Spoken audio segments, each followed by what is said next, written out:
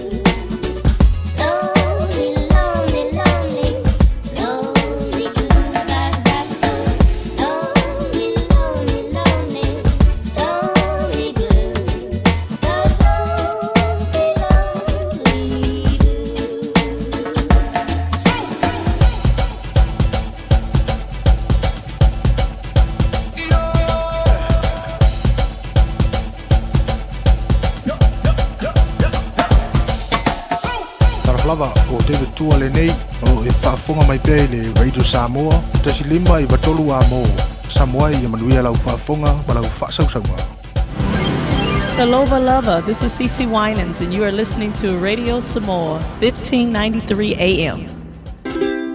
Talova Samoa, wa ule nei o kāsputi alu, a wale sui ale ngila ura ule ki o. A eva mai ina se furu lima iwa kolu, a mō, Radio Samoa, vevela a.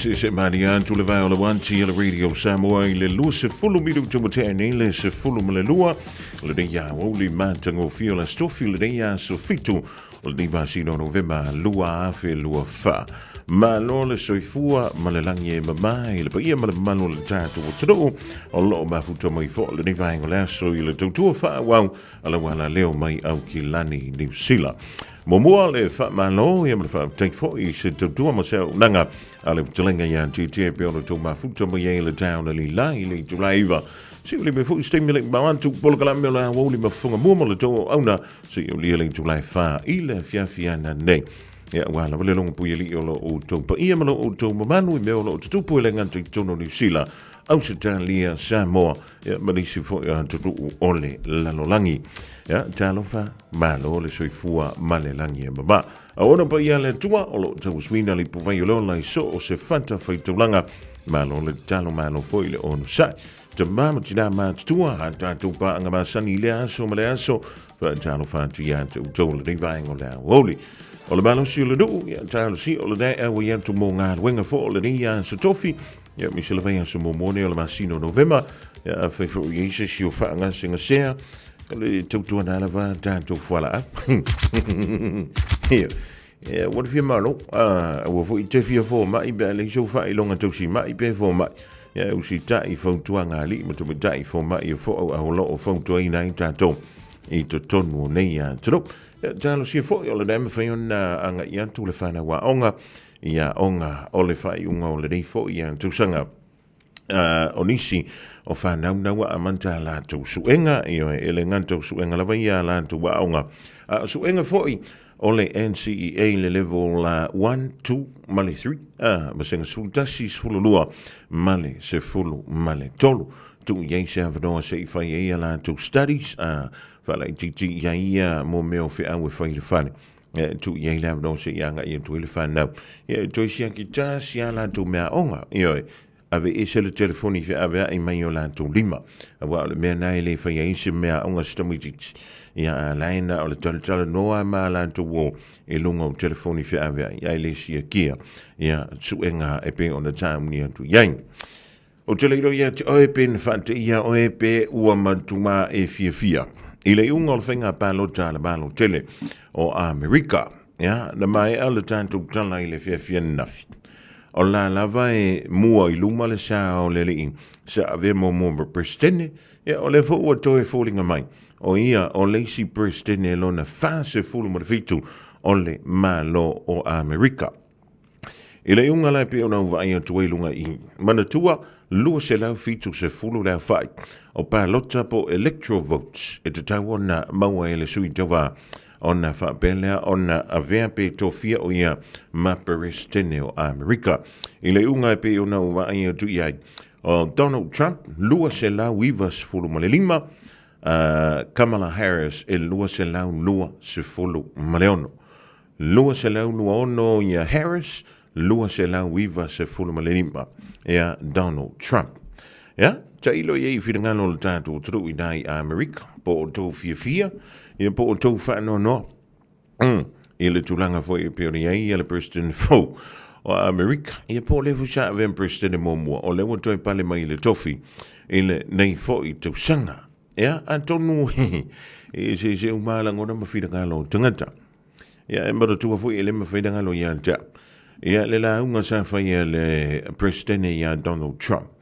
luma I fo le a fo White House ia po le fale o le presidente I nai Washington na uma o le la unga le na anu wantu lo mleo sfainga ia ma fa peleo na mau ma soifua o nisi o le au whainga aluenga po le au skula ki po leo I le na fo I tausanga na tula I mai ia lea ma ta upu I Washington I Amerika ia Antonu ai o le filifilika na le tote o te le ufea tu o tātou tangata Samoa le na palo taia Trump ai I sila ia I le lanu o stete ia na vea ma stete lanu mumu I le aso nafi mo le pōna pō e tau mai I na e le o mana da o a Amerika I se tai ta mai ta pia e fuala le iai ia ta ilo ia wai isse le campaign na lua Kamala Harris isse foi le toinga campaign le sa fatilina le I Donald Trump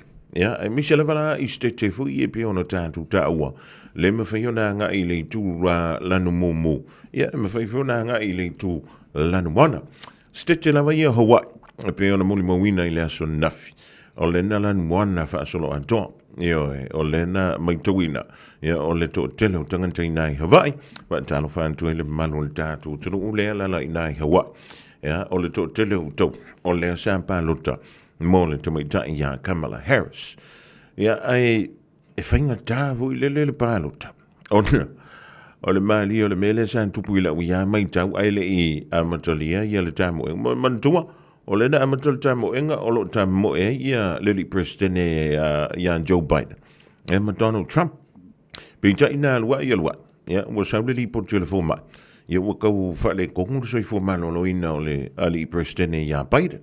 Ia le lan sui ai lo. Sui le sema ia ta mo e lo le sui presidente ia Kamala Harris a tonu I se fa mtalanga lan tamai mo a umlawai e le I sa uni America mo se tai o le tupa o tamai tai ma o te le lo po la se te mila tamai e ono pa lo tai e America ia se tamai tai po se tina e avea mo la tu presidente I se tausanga la tamai pa e fuala le ia I palota ye pe ona o tau. Trump lua se lau I vas fulu ma le lima. Harris lua se lau lua se fulu ma le ono. Mantua te le level swingi ia mai le tu a Kamala Harris. Ia ma le li presidente ia Joe Biden. Nga I le tu le lo tu la I mai ai. Ia le presidente filifilia ia Donald Trump. Ia ma tu fu ila le tu la fu. Po o a ia nga yoinga. E whaia e le tanganta o loo presidente. O ani ngai o inga, o ani whaai unga, pe mauma waise soi fua, pe whaale ngai nai le whale pai. I lalo le tūla whono a Amerika e pui ai le tofi presidente. E le ma whaia na mōli e se tūla whono, se tanganta. Ia na ia whaia ni whaatonunga, a o a veai o ia, ma tofi presidente. O longo inga ka umainga. Ua makua ma wha sono a koa. Ia pe sa o pe sere whai unga na whai. Pe fe oti pe o lal tūlanga I eni tangata. I lalo le tūla whono Amerika. E lea a fia. Ini mōri anga tau soli tūla whono. Wai wai hena maka aukia. Ia atu maila ia tātou nei New Zealand. Tu antu I Samoa. O I lea ila e kia rua o I e kati. Tu sa pe a vea oe ma pale mia o New Zealand. E po Australia po Samoa ma le tele uisi atu. E lea a fai o lau whaatonunga na malili wen tangata pe whaale ngai nai ni me tō tino o le malo o lodawi e tauna e alu te tūlu mo le whaamsinonga ia ma e tali ini tuua inga wa mawhaiona tu I nā tuai oe I le whaamsinonga kau kia foi ari I whainga Amerika ai po a whai unga whai Amerika e le isa kako me mawhainga whai unga iai leanga o le malo si o lona tamau ainga ia e lengan teile o lona malo si anga tau militari lea leina malo me le whatawhata o Isala elu I lona vama Palestina anto ai foi ma le panona e le whai antu sa utala a mea te au ia pai ma la whai e lea e ala na whai antu la utala a wa o le mea nā le tupu ma lo si le sao noa a le limpa le mio Isala elu whaantalitali o top o le ala tali atu e o le antunu o Iran ai o siona pona o le mau ai fua o soi fua o tamaiti ia matamama tina matutua matangata lau tele mai maue lava pe ana te pomu whiauti ei na utangata i te tonu o vaenga i epi ona tau ma le tunu o Israel le vaenga ale Hamas ia o le vaenga ale Hezbollah i tonu o le Panona ia ma le vaenga foi le militari le i tonu o le tunu o Iran ia pita e le na utangata whaatupu whaalawalawe pe ona tau mai o loo mau i soifu te leo aso te leo le taimi e saulava li poti a le o naita maiti laiti o naita mama tida mātutua ia matangata lau te ai le lopo whela la fi le whaatupu whaalawala ia o se tala atu na i a matai le tātu maftanga le nei fo i vanga o le awau o lau te vai atu o le wa amatana o mai lunga le au inu whala ap Vantalo whaantua le sunga le li pole o le tātou whaletusi leo le Tusi Limited Vantalo whaantua le uso ia Kenny Mose le uso ia Life le Ava ka ilo vo i sesi ia kuka ina i Samoa ia pe maua le sa e wala ukamane taifa fo ale sana usange siosi ia mauto uma o lo mafuta mo le rivaingo le awu talo sia o le nai te tau samia o i lo fale po le tau a inga po la wa se leni ia po la fo i lunch na lo tu ma o le tau fale faringa we Radio Samoa taslima e vatol amo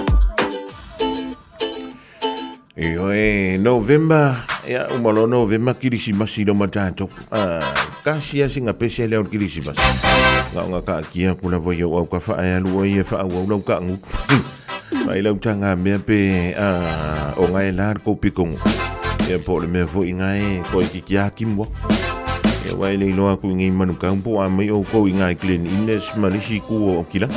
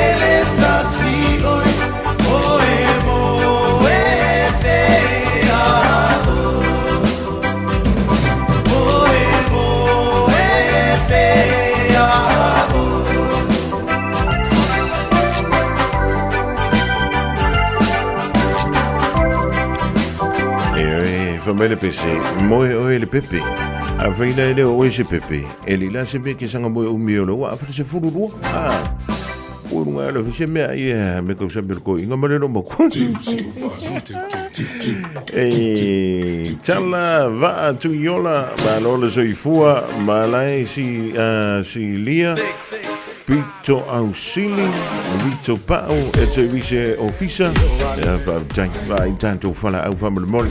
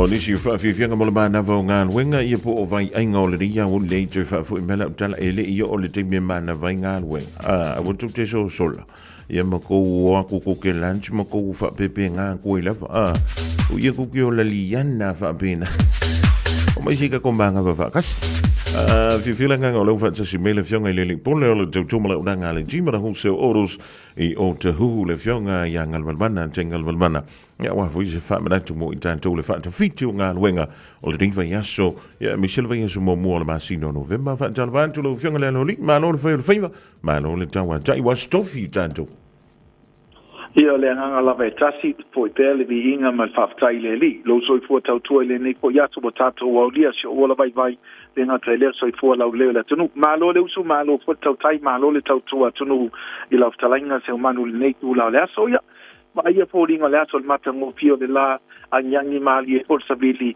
pa fōringa po i aso fa pene e kuku po ngimo ma lo lava so fo manwe ia o le tūlanga lena ia a whaia wata whaalonga tu i lele waka le ma whaia le askofi ia pia e manga ia le kuku mari awa ke whakofa no koe wala u koe sa o le whakua koe o merelo kisa ma le fiaso a runga la kai me por koe kūle lunga pe nere pongo le whai i whātoi pua ai so ia tūlanga nei o penei a whai o ngā ruenga o tiute i tātou bisinisi o tiute fo i o whaiba o ngā ruenga vanga pena ia ele ngata i lea o tu tonu a inga ia mwhaala potopotonga i fo le nei fo ina mo foi se pelo inga ma nisi po tamali o le tunu loa i tonu o pufai o le tato wa tunu i New Zealand nei ele ngata lea o lana tautua ia Samoa ia le foi sa pelo i foi ma le lato ofisa ana nei le tai au nei lava le ma po le msalo po le lusful minuto e talwai ia le nganga pia ma le nganga paftai ia o te vai atu le fianga ia nai o la lava e talavou au ka ua le la makango ko ali e pinge fōringa mai o la e whaia si mano losi o whala au la en tau tel soi fua o le fionga ngaftasi.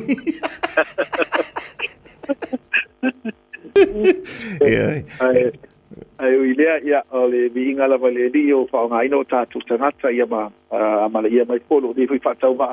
Io mena tāua peo na iai tātou wa tātou mai tātou te au na tātou te li o mai e au na mina mai tātou ali mali la io ma tu fu ia au natu ia e maua le famdu yanga e oi wa e au natu ia e fo ina mai e le ia tātou me te tau fa tino ile au nanga ia ma le fo i tu ia pe fo ne ile tātou fa le tava le lusu mo tu puto sanga ai wo to titi a tol sfu io pe fo la nei pe la volta wela saunanga e po ai mai le ri al fo tai fa misin mo che se fai me community ia e fai me kango i test fo le ia la fo le tupe po la bank fo le po le va la apa mai fa ei vai me la misi mai e fai tinga go madila le bien mele au ia ai le aftai moni le la talinga se man oba male luas full mon tupu tau sanga nei foi fa tala fa tau sua foi male sunga leo ia tawai lana ia foi tau tua wa ova ma le luas full mo tupu tau sanga ia ao la vai o te rei lope fa fea na le itale le tolu dwa biao i lunga le sunga leo ia tawai ai a matai leono le il tai au so o te rei lope o fea di silua tūlana i usuai ia ai o e ima mo meanga ka o early bird appointment e longo winga e le roa ka ko por elsa o tolo puno sunga i langa lewe ta o le lusu mo ia e tai la vai tau sanga talun tau tua le sunga le o ia tawai ma lo fo le tato radio sa mo over ma lusu mo tupu o pa pene lava le po tato fa pene fo nei vai tau nang fia pia fa lo fo ia o ia fo tau o le tato nanga ilunga o le tato fa talunga mo le tato pitua malisi se tai ilunga ila ilanga ngoino tato radio sa mo ai vaenga matani lava le tātou tautua e ala na mwhai whaatino nisio vaenga o no laulangolango e ala le ia tātou whaatawino o tātou sā mai lau tapani po le tātou nanga ale chimana. Vaenga te tauna manino po lele molo sirafia tātou whailoa i mai lava i le ruasu mo tupu tau sanga o lea lava i pēnei lava. So mai tai au, so mai anafi, lea tau sanga montua e uman whaatau lau sā ia o le alofa la vole li o la fa pena o na fa o ina pele o la mal malo si e me te foi o le malo se tato company e to su mai foi ava pe fa pe foi mai de si lo su ta sana ia o le nei la vai tato ti tau tua tu lava mo o sa molo na winga e le se vai na foi le la fa tau na lo sa o na to su e de po te bo ia pe ai o le tau tua chi mana o la fa pena lava o na fa o wina ila lo le na le mo na lo fo le ia mai se le le nga leo le tonu ul fa mai no pe o le tatu tautua pine fa mau vai aso le teatro nei ne fa laulo to se tasi o le sunga fa pengainga male fatua le fa bolonado le fa tawina la tu tavale le talo ya tamaki o le lima ina tavale si vai ngasia o le so foi le fa to akiliva tu laval tato XUV o le fa ile o la tu tavale o le sunga po fa pengainga mal fatua abala to ainga lua tavale ina trade mai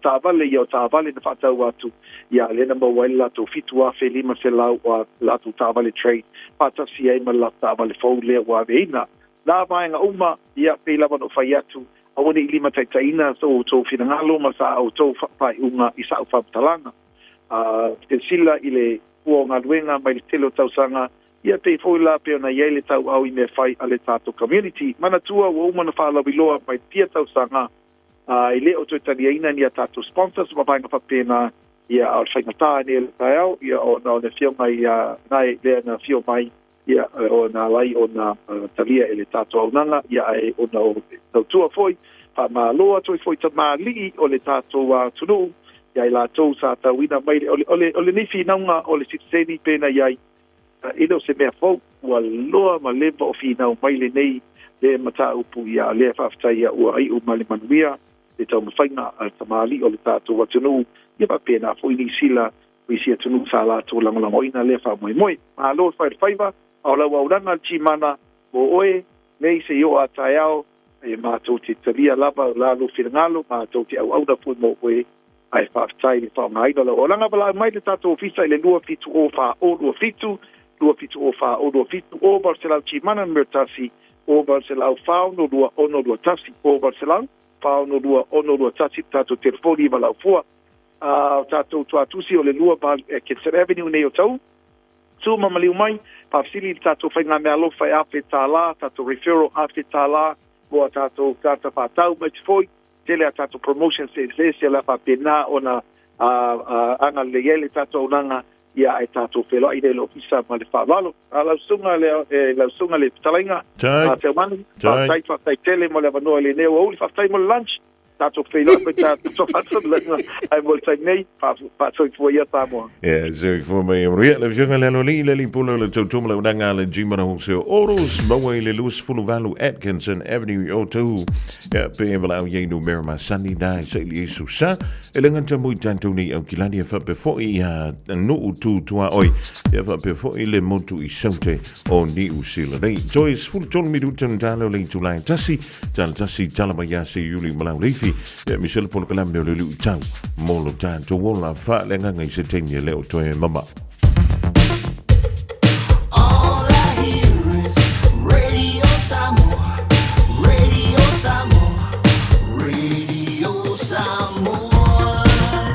Tasilima iwa tolu amo Radio Samoa Tasilima iwa kolu amo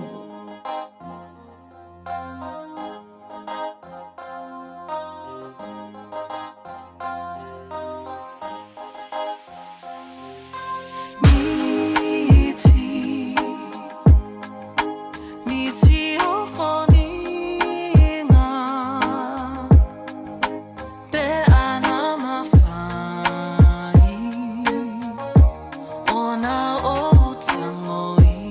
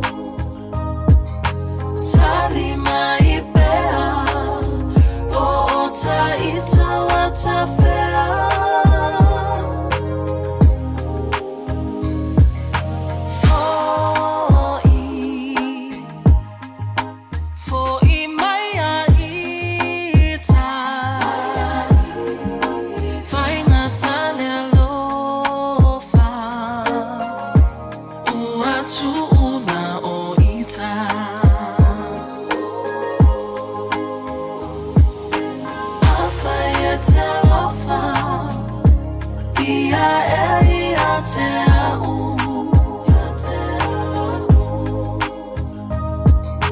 Tali mai pea, o ta ita wa ta fea.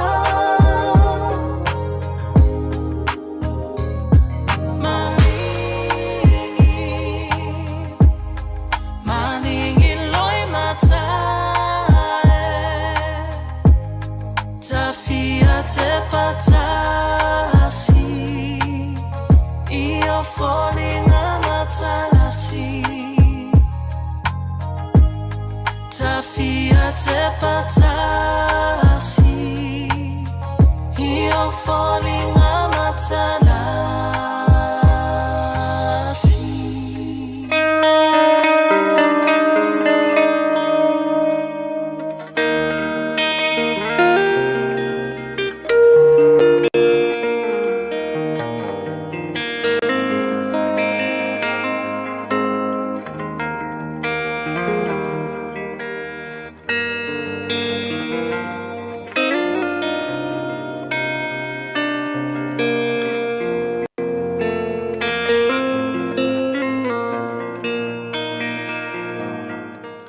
So malu Yesu Keriso.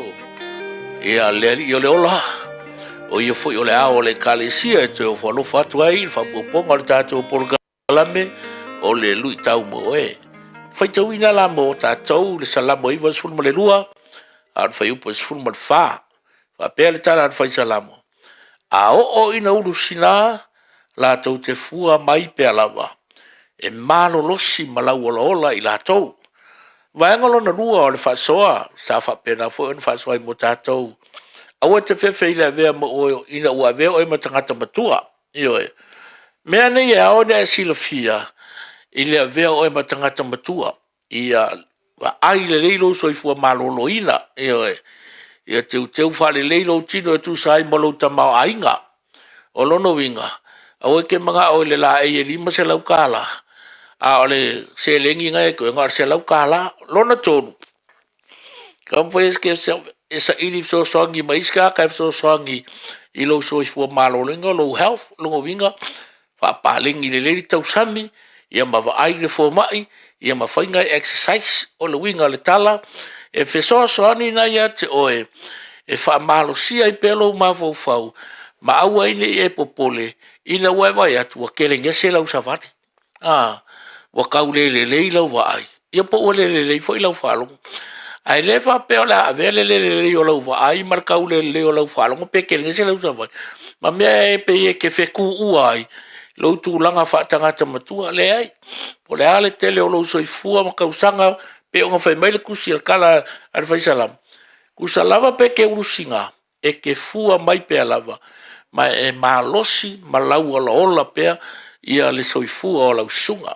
a wala la ia pe ona faso atu ai e ma fai ai ona manu wia pe lau sa valinga ia e me vole ka o long service e vo mal mer vo le retire ai a ke pole fu el kulanga a wa manu wia le tua e le fu mai nga inga wa ko lau sa vali e fu mai lo fa maudi ile tau singa ola na upu ai mai se ona polo inga malana tu la fon ia male ave o e matangata pa ia ia familia le tu e lo sai fua mala o nanga a o enga lua e pe mo ia e tau tuina o le tu male malo ai bise o le kalesia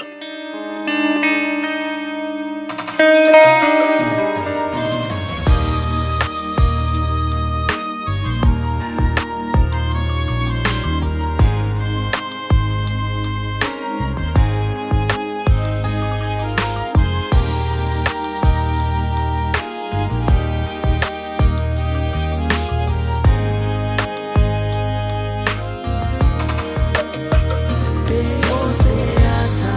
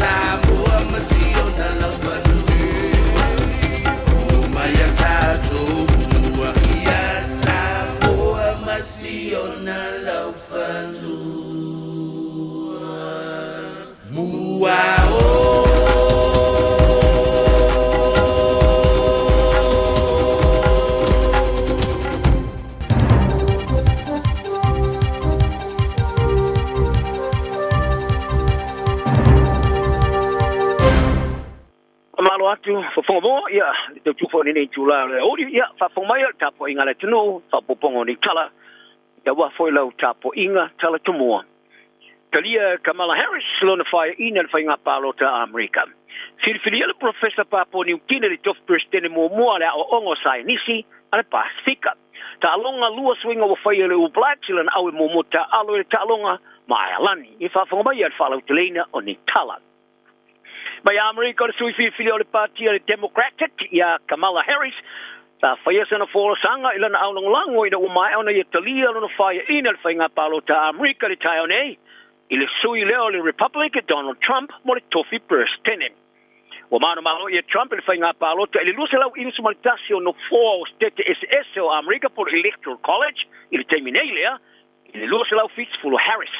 O pālota lo whaulawa na whaita wina inisio no whanga i suia mano malo ma i stete o Alaska, Arizona, Maine, ma Nevada ele fōla whalaina.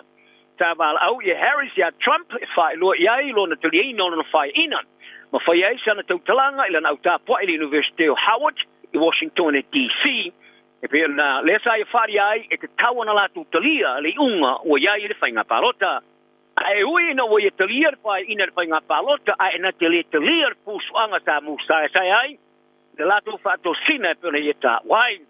Wa mai lava ona ave fa malo le pare mio New Zealand Christopher Luxon ma mi star vai fa po New Zealand le va vasa mana yo Winston Peters ya Trump e tusa malona man malo ai ole temene ole fisili wo ye nei ole manu malo Donald Trump i le fainga palo ta America ole alo no winga le tama ai no New Zealand o Trump wa ave nei ma president soli tu la no il torso mo fa morianga sa fa maunia manisho morianga lo fa tali pe ai i le whaalua i lea o nei e tau avea le to finga pito maulunga. Ai ua whaalia tangata to mai whaapitoa o a inga whaatino whaata oto Trump e whaano tele se a whianga li tamau aingo li sila. Ai patino lea i atunu e mano losi tele le whaalong lango i whaata wa inga e pio ni sila. Wa mai ona tālo sanga e Trump i atu piro tongi whaalafonga i oloa uma e whaau whaloata, whaau whale atu. I leo atu lama lea i le 2% lea e au whiai ma oloa o ano man fasi mai ni sila nei. O le whaatoni sili o le whono a business i whaavao malo ni sila le New Zealand International Business Forum, Stephen Jagopi. Tā ia longa le poro kalame le Morning Report le Johnny Sila, i le amatanga o le nei vai asu. O le haa a fia tele ai o loa o whaatua inga.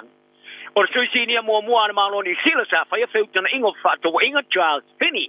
Tā ia longa le Morning Report i le show, e talu ai nei sa visiri ngai o ia. Pe o ani benefiti tau wau o iai mo ni sila, pe atula e mai ia Trump ai sa tali, i le hoteli, mai e tā wai, e matua i leanga lava, i le memoni, o le a whina nei ni usile wha ese mo ia i le kōwhanga, a wau ni usile o le War America, ai o le ai fose whina unga pe ai sa, e te wai, o na wha ese mo iai i a New Zealand.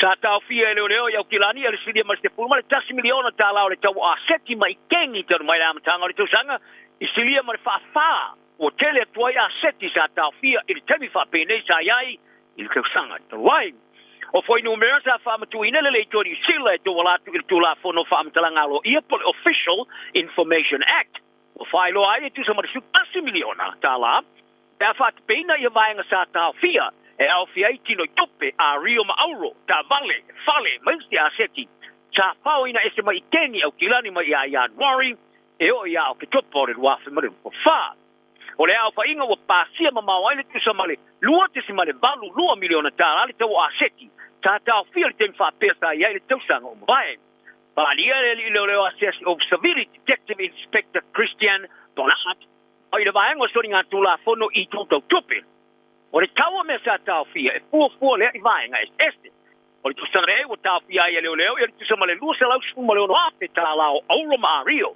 tau se lau valu sfutu ape tala o ta vale me a whakatupina, ma le lua tesi ma le o iwa miliona tā lao tino i tupe.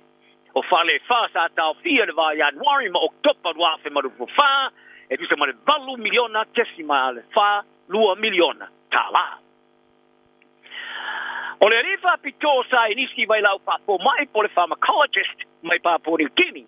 O whiriwhiria me maulua e president o la o onga mo sa inisi al pa speaker, the Pacific Academy of Science. O Professor te atu lohi matai naho o lo a wai si o se engo vai la au whaanga nu motonga tinga ma le sa ilio vai la au mwha mai te pei o le malaria, cancer, HIV ma le tuberculosis o le academy sa wha la ulo ina le teimio le whone tanga tai ulo malo le tā purenga le sa au sui e sa moa ma le lua vai aso ua mabai o le o onga o taula i aile wha whaile le ino ne ngāru le whaatasi ma le songo sanga ai le Pasifika ma whaalau lo ina suenga, ma le whaonga ino sa e nisi lau tele, ma vaila au whaale nā tura. Suenga i tangata soifua, le malamalama whaatangata o ele, whaapema teknolosi. A professor matahinaho, o le suite iulo le University ale Pacific Adventist University, e laka i Port Moresby, sa whiriwhiria a vema presidente mua, ma se forma le lua tangata tomai whaapito uma, o le Pasifika. o le presidente o le Academy of Scientists de Australia, Professor Chenupati Chakadesh, o i whaalia. O Professor Matahinaho, o le ngata o se tangata sue whaalorong i tele ke lope.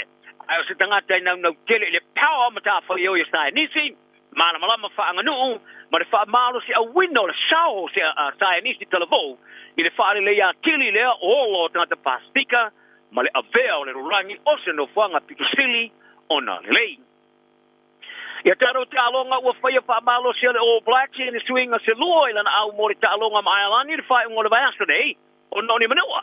I le numero se fulu ia Bowden Barrett ma le huka Cody Taylor o sui iai ia Damon McKenzie ma a safo o mua i le au e momo ta alo. O Barrett ma Taylor o le ta alo i le ta alonga whai tauria te rua ia apianga i o la ulu sa fia i ta alonga sa manu malo ia Engelandi le vavea o le sa. George Bell ma Stephen Perfetta o tau whai whiria en whore au whaleleo e kawa mo le huka, ma le leine tua. Scott Barrett, o le aia toi captain ina whoile au, ia u tafo le isi loka tu Powai, Tyra Lomax, ma Tamaiti Williams, i tūlanga Paul. Ethan D. Groot, sa whaasaleina ele te alo le whaingo le vaiasto, o no le solion tu tuunga whaalo toi wharo le au, ele o whiria le au atoa, sa whiria. Ari Savea, Sam Kane, ma Wallace Titi, o le atoi tau a vea whoi tūlanga luspo e ke tolu. Ia se titi pe ona iere wha moe moengo whia onga, o le a whaua waina mata ino lan te alo i ta longa papa o malo. O Tess Ratimer, o le a mua muta moe o funu mreiva, Cam Roycart, i le no fōa leo whale leo. Cody Barrett, Maria Koyane, o le a tue ta alo sa so, au tafo McKenzie, Will Jordan, Caleb Clark, ma Mark Kelea, au tafo le lene tua, ma le whapeti.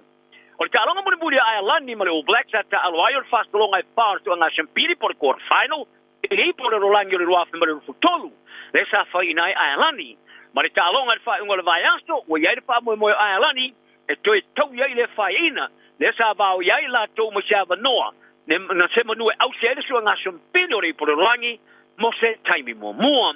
O le aula le All Blacks o whirwhiria, numero tasi, Tamaiti Williams, lua astapo o mua, tolu Tara Lomax, wha Scott Barrett, lima Tupovai, ono Wallace Titi, fitu Sam Kane, ari Savea le numero valu. Ko Tess Ratimer le numero iva, se fulu Damon McKenzie, su matasi Caleb Clark, se fulu malelua Jody Barrett, se fulu tolu Rieko Yones, fulu malfa Mark Teleang, ia male fulu Betty Will Jordan. Fale leo George Bell, o fatunga pasti, Facilio Tosi, Sao Patrick Tui Pelotti, Sami Penny Finau, Cam Roycart, Anton Leonard Brown, ma Stephen Perfetta. E whātalonga e whaiana malaya le Combank Stadium i Stidi Australia, le asasā e whamai ane te amorosanga, ane Pasifika i lak biliki, Australia, Tonga, New Zealand, Papua New Guinea, Samoa, o le aktau whaita alo mai. E amataina le asto le talonga te maitai le vau le PNG Orchard, a Papua New Guinea lea, manifetu Samoa. E le talonga i loa i le au arulunga, so ane ai, ma le stua ngā shampiri le vau le Chillaroos, Australia, ma le Kiwi Ferns, New Zealand. So ato ai lea ma le ta'alonga tu ngā shampini le vau le matamaha Tonga ma le Kangaroos Australia i awali. Ai whai u le ta'alonga le vau le Kiwis a New Zealand Papua New Guinea le ta'alonga i loile au ese ilunga o le manu manu o le fitusa mo i la ua pete le whai unga le vaso le o ta mawailo na avanoa le ta marasangori po le rangi o le luafe ma le luafolo lima. Ia tala nao ne yasto ma o tangata u ma le fia so i fuia.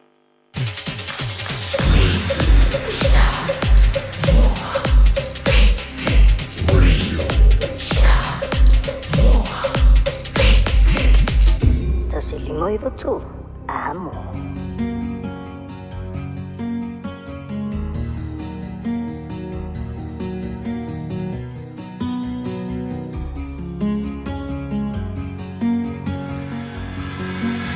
Yeah, the face so awesome. I don't know for the millionaire. Hold fire, hold my traffic up. Tell love for your oil, for the vow. I ain't tiny, to solo your matter. I ain't to find my fana. It's a valley. Tell you I te itu ia Lohai se maa E te sila valuta alunga Luta ia afu ia seuma E te tao te lo utau au Na oe mau e whaava Ansa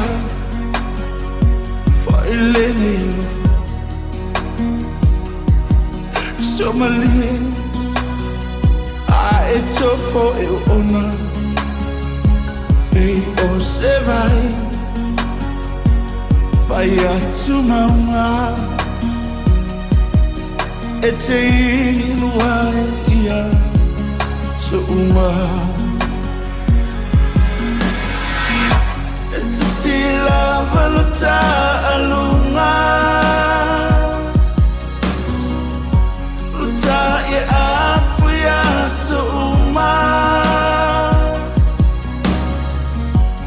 E te tao te lo utau au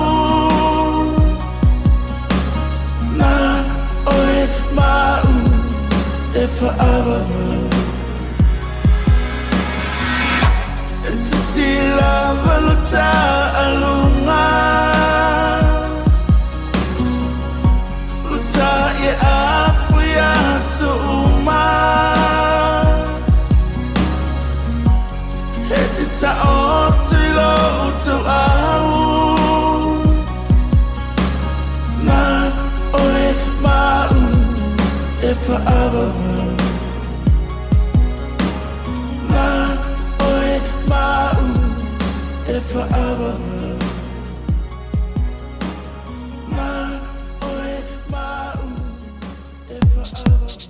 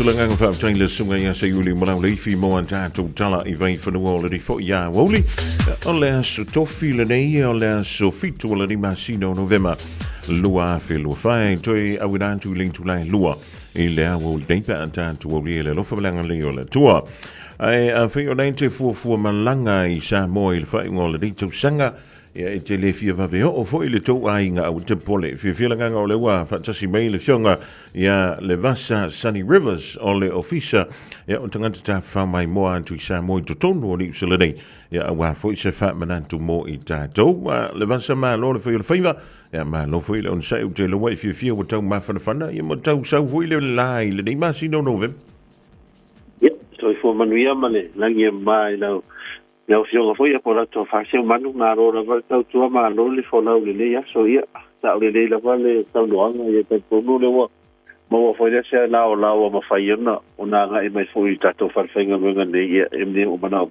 se jacket po se pela we po se tu la va foi la e ma la e se ta to tu no ia ma la fala ia ma na ia foi an Sa vai tau ar sa vili langa e tau malu mai ni stemil sa. Io. Ia o le tulanga nai. Au kilani la tau ia fa tau ile aso tas o lo winga. Tau le fa manu tuol tavale toi velo ye tonu malo ofu ma fana. Ia ona le ai ia le se me te popole ile vasa. Ia wai o lo fiango ma sani le tau to tunu. Ia on tu lang masan ya pe ti muala ta ke mi le tiu che tia ia ia ngai ke ngai ke le ka o le temi o lo tiu te ia le to fa fa tia ia o te ngona ia o te mi le anga la vana ia maru du e foi to soule ta o le ai o me lo te mi e tiu te lo se manu ia matua I matango fia na ware so sulu ave o le la ia o ina e te sila fia o tangata lai taula talanta lai titi le li ele o so nga laka ke fo yo lang tau la tala tantu ile li eu te le lo ye po ye se va o si te langa fo ya te tiemale li fu ile fai me fa le kongo me wingo ka uli le vas ia ma no de dia ia no fa la vo ye te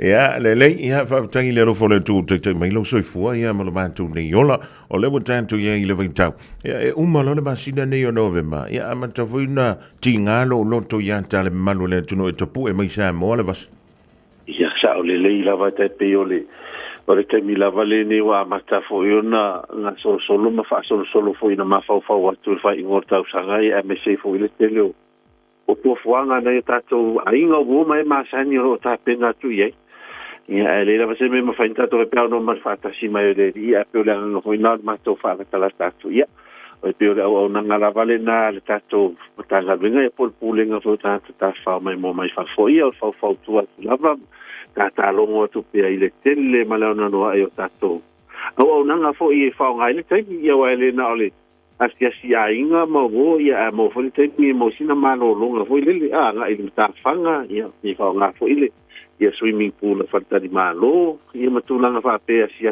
tu fa malo longa ia ma pa I fo si ta mo fa nga asia ia ai me se la le tele o tato fo nga po fa po ma so fa na ia pe te mi dava le tele na to fa tino ye tu langa se mo ia o le tulanga le dai pe ona tapena tu ile malo le tantu tu fu ile le mosamo ia ele ngata I matua ia fa pe fo ia o ai ngato tele ia o le vitangile nei ia ma le tu fo le tantu ia le vasa mo ia fo ile le mana ia le no fo fantasi male ainga ponto I Samoa ia o tantu ia mi se la fa na ia fe ola nei e fia ma Washington mi fo ile le ko fo le swimming pool ia au le lava ia le o mai atu foi le winter pe o te mi lava de ma fana tele ai se tato atu e samaro foi ni sila ia alu foi lunga le vivelo se tato atu o sa mo pe o ngata sila va tato winter ma tau maruru te isi fo o sa mo e pe mai te mi lava le ni matu ai mana ia lava ile ta fao sa mo ia wa ma ile to ise popole pe o maiona o le taele se tulo ia le ile sami ia matulanga fa pe ma ne ma fana le to pole se si de mali limbo ia matulanga ma sa ni la pe ona ia io sa o le la ile anga ia tula ia so fia o le nei tu sanga wa o le sa pisi uma ia le tele o fa tele malo e mi se la le telefon tanya pia o le aso filangalo ia ia o le fu se tala mai lo tanto ofisi sa mo ia ni tanto fa le tele malo ele ngata I leo tanto beach fallis o le nao lo fa nga solo ia ni fa pito fo I mo aso fio le tu sa ia fasta tele lava se o manu ia termine ia o mai atual tato fono tele le sa fa perna lo to iso tato wato ia o le chokom ia ai ma ua mai lava tele o ni selo tala no atu ia e pi falling mai o la lava e o lo solo lava le tele fo yo tato pukin matulanga fa pe ni si fo fa tan malo le la e pe e tawa tania mai ele tulanga le o le fai lava sipisi o tu ya november ma fai un o te sema ia ai mai se la te mi tonu le o tele ma pe tawa fai so tato wa tu o lo fa pe na o fo mana tu sa mo ai pe la le o se vai nga fo le o e pi o tawa nga I fo ile sila si o tātou atunu e malanga atu i Samoa. I le tūlanga leo whaongai no tātou whale pitanga. O se tūlanga le leima mao ai te lea i le tiri fo i awale so soani tāua fo i le tātou te mao ai no se tātou atunu. Me whale mo le toi whaftai te le lava i le pa ia male mamalo se tātou atunu o lo o whafonga mai fo i le tūlanga fo i le tātou lango sua. Yo loto no fo imala lo fa se tato to o Samoa ia me se fo ia o nga la tele ia o me moni lavo i de si ala nga tu petele le o ia se ta si fo le tato top to o ma o a win a wala to ile tele le tama ai go se tato to ia o tato atina ele tato ta fa mai mo mai fa fo ia e pila le nga la banalo ia me se fo i si fo fa mo bonga ia ma ripoti fo i mai ni o tātou whale pitanga mai lātou o lua ia e pila vai fōlinga mai o loo whaawau pia lava le pisi ei wai traditionally ao o vai taimi nei e telenga na tau le aini se e whaongaina tātou whale pitanga ia le ana fo i lea le nau na ia ona ma le mal wharoano tele ia ina ia whapena o taimi nei ona e tau le ila nisi o tātou tuisi a mainstream e malanga le taimi lea ona e pise i o taimi foi lewa mafana wa o numera o le mafana numera la numera tasi la vana lina malanga tatou tuisi o le como pai o esele mai le malu a taimi la ni de uma fona e lewa tele no fo a taimi foi le o kiki mal tatou marketing leo na tatou tata no mese la vale taimi o tatou tafaonga ma fainga malolonga Christmas ma tatou fo ia te taimi la na ia la fo wala si la fia fo tatou au fale pitanga ia tu langale ia fo ia taimi a tele ba tatou special masani la va a tele fo ia ia so o lo pa pena na e no fo me la fo i tatou fale pitanga ia e ono ia fo ia tatou pa uma tu langa fa pia ai le ngalo ai lava matu e lalo le ta fo yo tatou pulenga fa mol se manole lo puia li pe ole pa ia malo se tatou watu no ia awa ia sa ni atu i Samoa ia o telefo inicio apitanga la iti le ngata ia tatou fale ia standard properties i le talfata yo ia ia pe yo le Millenia Hotel Millenia o le Amanaki o le Elise Hotel Elisa ia ma via hotel manisi ia aulo ia fo ia tatou fale pitanga i lunga na fanga ia e te ngai sa o tu lava i lau fale o ia o ma ona tapena mai fo i la tolo ia ia ma le me matango fi e tu langa le ia o lo fa pena ona e tofa ia pe pai malolonga fo i lunga matafanga ia ala e pa o mele le fati mai o ngai lunga i lungo le sabi ana i lungo matafanga pe se tu langa foi le o le vale to o yende to tele tato le folo papa a mano pia ni sile ni pe se tu langa foi le o le moi bitinga le to tele foi o ni situ isi ale na malanga o le tafanga la va male sabi mafana fan ia ma fa la va se o matu io e sa no le va sa o le to fa solo o ma fo foi le i nai le tautua le fionga ia teito ia mana i onalo i nai manasi ia o le foi lau tautua mai le fionga ia teito lo ia le timilide pa ua si o walo fai ia teito lo na lua lea o lai fai mai inua na fuala au si uso ia vaia ia ua o le toe ina lava la tau ia teito matua po teito original pa ua ngarukanga kai e kolosi mai le wala e sau le piki apu Yo ai te mi o to ina fa ma vai me to ina yo wa linga uma yo ma lo yo te for lo to ina vai te mi fa solo vo so ngi to ina te pe o me e pe o le wa e sa no mai le fati mai yo nga ia e pe o le tulanga na te mana tu ai le tu le fionga ia taito ia mana yo na lo o te lo foi ia fa pena uma la vanta tu no fonga ia tu mata fanga lo ia o nanga le pa ia man manu tanto tu ele o fez ka ko se ifele mo sa ka ki fu le va le vasel ngi vai ka pile te matalo no hotel la vani ni fa pitolo ku ka mai tato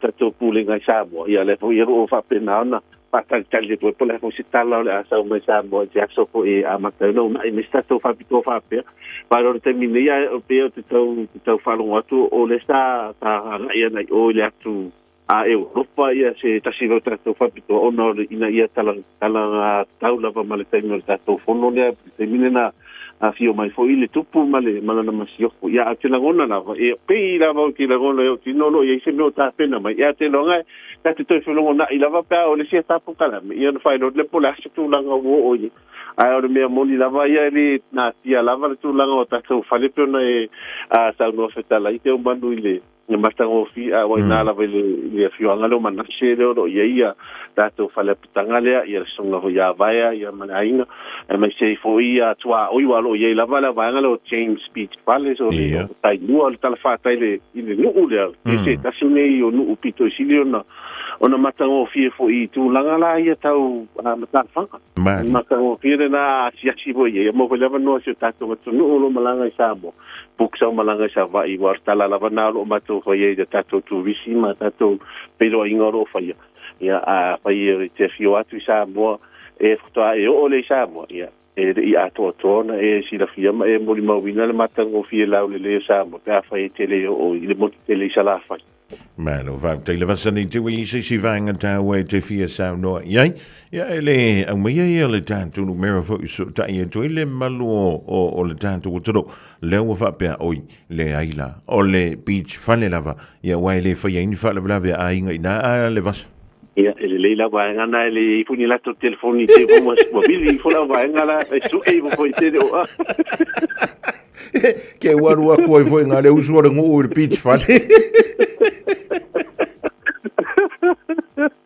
ia va tele te mano le telefoni ia pa ia la va se fa sili ia mal fa la va ole o lu fitu lu va tasi fitu tolu viva o lu fitu lu va tasi ia fitu tolu viva mal fa lo tele la va se manu fa sta ia va mon mato va no ia ma we tele la singa o toyo le fionga ia le vasa pe ona yela na tutua I le nei fo I vainga o le awoli le vasa Sunny Rivers o le ofisa o tangata tawa whao mai moa antu I Samoa ia o le yela la antu ofisa I tutonu o au kila ni nei ia maliru mera nai pe o le e whaafonga antu iai ia wala wale tali o le tele o au wha fesili na intino fom oe o le ua lus fulu vanu miru te bote ai nei ia le tasi stimulate to mau au dantu le polo kalambe o le a reto o le ona Malo soy fua, ol si fufonga Samoa, Radio Samoa, tasilima iwatolu amo, se kia Radio Samoa. Fia I mea whai manga yo inga I le tau pitonu. Ua mawhai ona au ina atu e le pūlenga anu o au kilani. E ala atu I Auckland Council's local boards. O le Festival of Roses I Pānau. O se wha moe moe matanga o fia e ua tāpena ina mo oimalo a inga. Sila I le au le lei o tonga la au. Mai moa I le tele o whaafia fianga. Tau mawhai mea ai ese. Whaatau mea tau lima. Ma le tele o vainga e ao ngā mo le ainga atoa. Amatalia le aso se fulu o Novema. Mai le se fulu tasi il tai au. Anga I le whae le afiafi. I le Dove Maya Robinson Park Pānau. Mo nisi whaamtalanga. Tanga I ana I le ourauckland.nz. Ma o omi le upu events.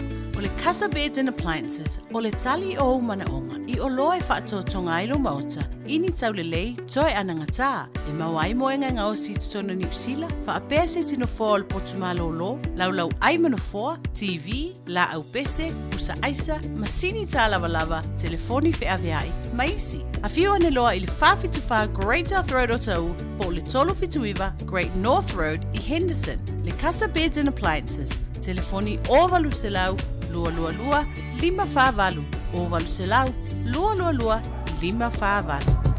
Beta Drive Doctors, I le taulanga whaatau I maangele, whaapea manrua. O le vaenga o soosangase pe amana o mia. E whaatino e fo I matuipui o le whanau witi, o tuipui le COVID sfuluiva, mo I lātou e sfuluan tausanga malunga atu. Whaapea matuipui o le flu.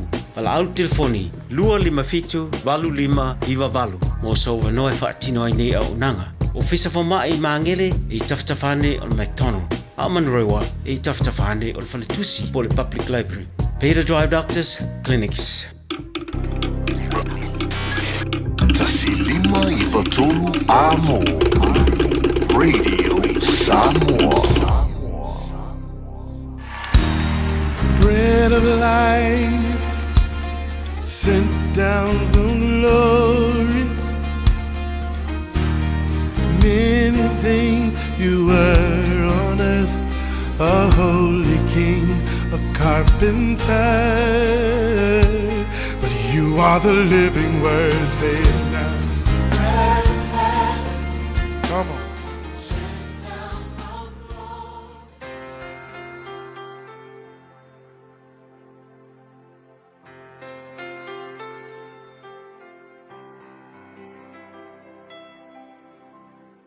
O te whawhiroa I tātua tunu o mai tātua porkalame o le awe tole o lai nei fo yaso I le lofo le tua ma lo lava le soifo manuia. O ione toru whaupeto fulu whapea e ao ina tupu pea o ia peita ia unei e tā wau ina titi o au. O le upu mo I le aso le nei ia tupu pea Yesu ai titi oe minga ia tupu a ele longa ma le vi inga o Yesu I lo langa ai titi le vi inga ia ti oe pele ai fu se mea oe. You know, le tangata leo Ioane no whai tau iai o se tangata tā ua male ai e leo se tangata fia I loa o ia. Ina o mai tangata fesili ia Ioane I le taimi lau I loa Ioane lana ministry wa whai mai tala mareko wa well known Ioane le taimi wa fo I wa lewa na le ini perfecta na ngata ia malaki. Ai ina umawai fase lau tau sanga o se tangata po se perfecta I longa le na toi tula I mai ua to sina uma iai ia loto tangata Israelu ona le fe awa le tua na tau tala iai o ia. O le nu wa tola ua to sina ia Ioane ma umanatu ni sole pe o le Mesia ele nei. Ai te watu tangata e fesili a Ioane le taimi lau I loa o Ioane. Whaiatu, Ioane oi. O e se perfecta po o le Mesia le e valo ia. Ai whai mai Ioane. Le ai.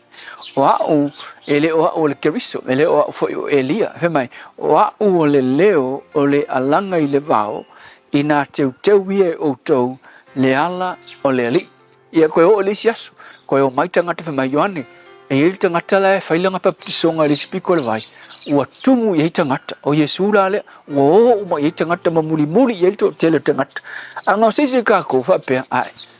O ili ngaka o a. O I tangata ai leo mai. O nga mua. Ai ke lo Ioane.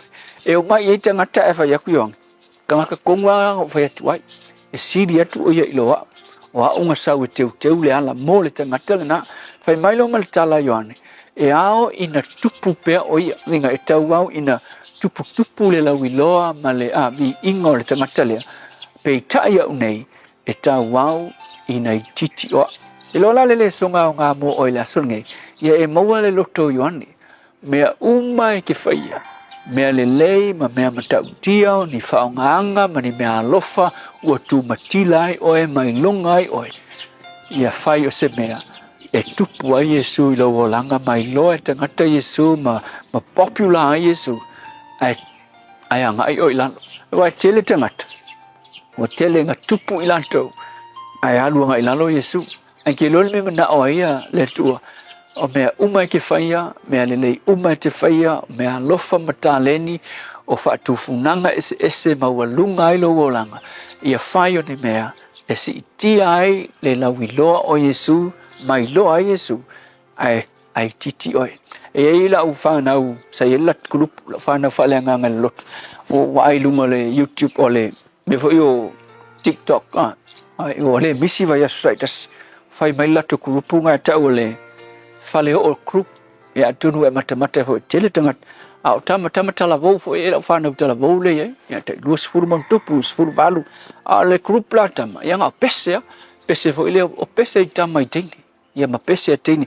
we love song for a pese mai tama se tama foi ona ma faufunga a faiva vale tini o pese o mata le famo makaves vai nga o pese ai kenge me la fana ule vai la fanga ule telefon o fa ku le sia sul matuno ia ka ku grupu le fale o group ia ma ai mau le ava no ke le male o le platform manga ia ku ke mo tele tanga tena mata ia auto al fala velave ele ai ma se me o ka ua Yesu ai ngal ko fia faia vale mele ka ua olea ki pi ko ben a fai le ko ka ua Yesu ko kala men ngamal ko group ngai fai male ko page nga ka ofinge pe a fai ko ke le lo o nga fa ala wi lo ai Yesu winga so se ava no ai ke maua pe ke maua le media pe ke maua fea a wale faia mo o e mani o langone winga ia te oe ai faia ina ia fa ala wi lo Yesu ma tupu ai le well no Yesu e tangat mai loa e tangata le whao la tanga e winga na whaia e Yesu ai leo se mea I longa I tātou ia so swani le tu a fai wa tele lo tupu ai kikira a Yesu ave se me mai Yesu ai weke ave uma me ele fia ile tu e le tua fa fitai lava ia tupu pe o yo matugolanga me uma matu te fai ia longa ai oi ai titi pe matu fa fitai Yesu amen.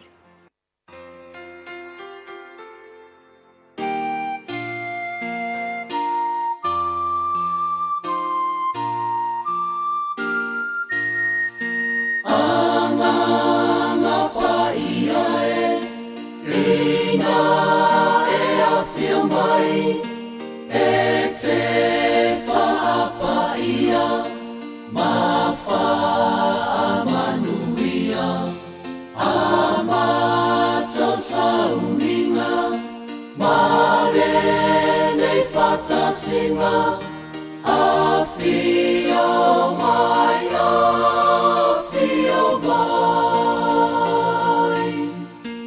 anga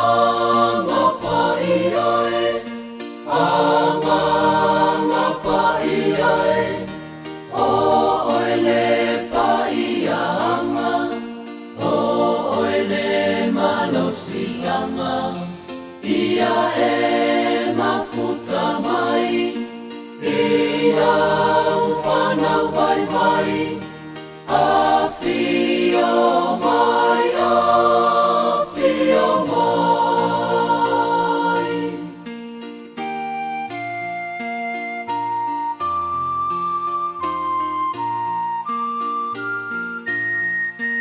anga pa iae rina e afio mai e te whaapa ia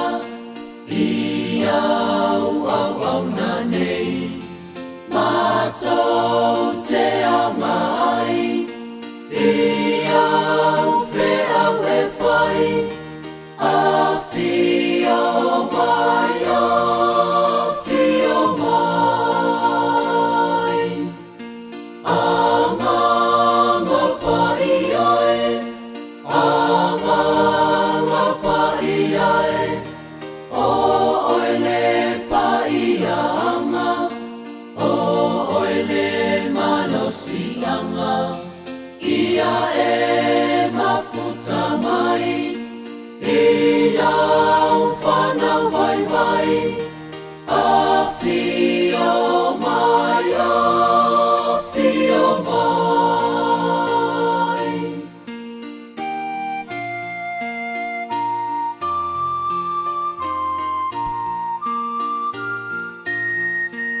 anga pa iae rina e afio mai e te whatonu mai mātou te poto ai i tai mi pomisa o oile malama afio mai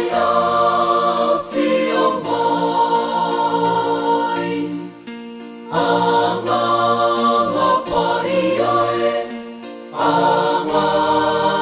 pa iae o oile pa ianga o oile malosi anga ia e mafuta mai ia ufana vai mai afio mai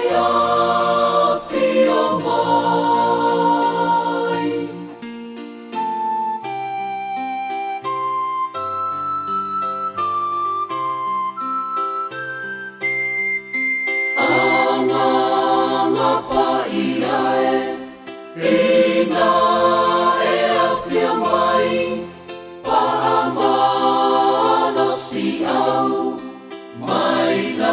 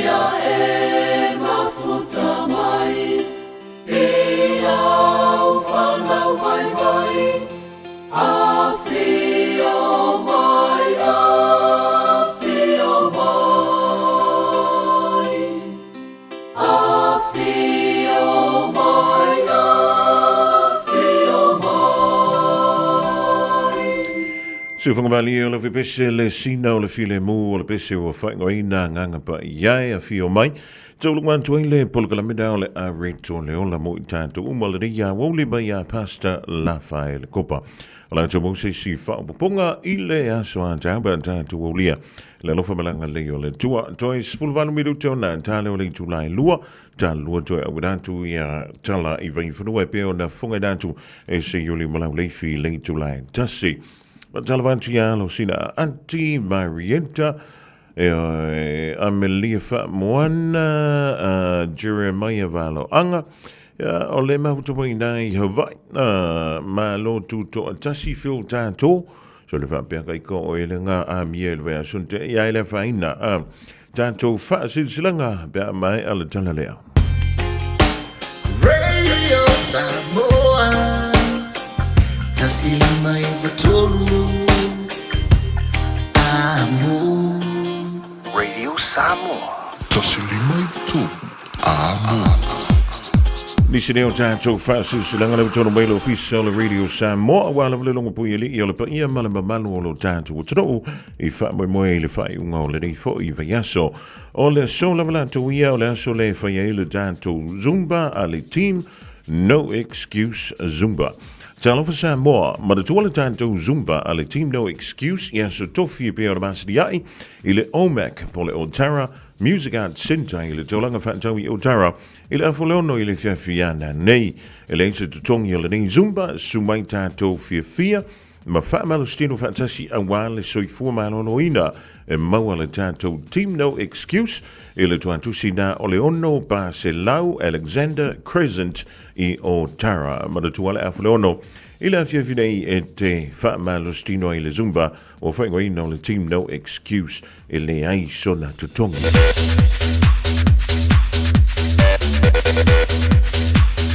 O le tusi o le vau filifili ma le tusi o le songa. A wane I ngalo sau lo minga o le tusi o le songa whaatasi ma le lo minga o le vau filifili. E maua I whaalupengo Samoa I sifo tutuila mamadua. O nisi utala tu o Samoa o alanga upu o le matafa i o le matain. I le whingo whaalawalawe pe o whai puiponga ma liu o le osio singa o a inga. Vesila whainga o paolo o si I whaaloalo whaalanginga I Kalesia. Ia ma le tele o le ngangana o whaalolonga, e na o le fitu se fulu tā la le tau. Na o le ofisa fo o le tātu wala leo I le tolu pā tolu o na Hobel Avenue Marukau e maua tuai sau lo minga. Morisi whaamtalanga wala mai le tātu ofisa I teimi whainga aluenga I le lua o na lua tasi lima I watolu, lua o na lua tasi lima I watolu, a wale whaia mai o sau oka. A whaia nei te lelei lunga o le upenga te whailangu. E rei lase me te porei na pawala me whai o lo walu tā I lalo shopradiosamoa.co.nz shopradiosamoa.co.nz o na whai mai ei leo lau oka wha whitai.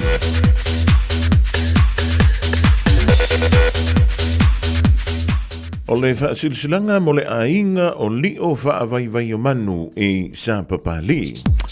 O te mua I wha tulau Samoa I lau wha funganga tulau na lava.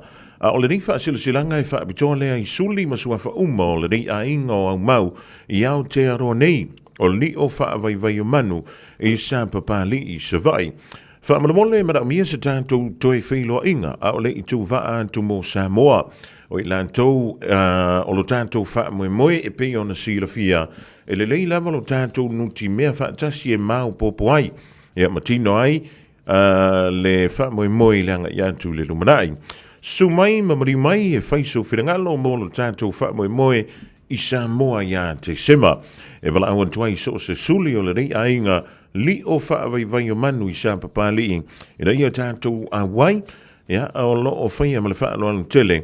E morisi wha mtalanga wala mai le tātou telefoni o le olua tasi olua lua tasi tolu wha iwa. Olua tasi olua lua tasi tolu wha iwa. Ia lo po lo suane ia pe tala awane I le no whanga o le lua pa lima aua streeti o Tahuhu I au kilani lava. Wa tailo sainia e li o wha vai o manu a lo whaifo vente motu.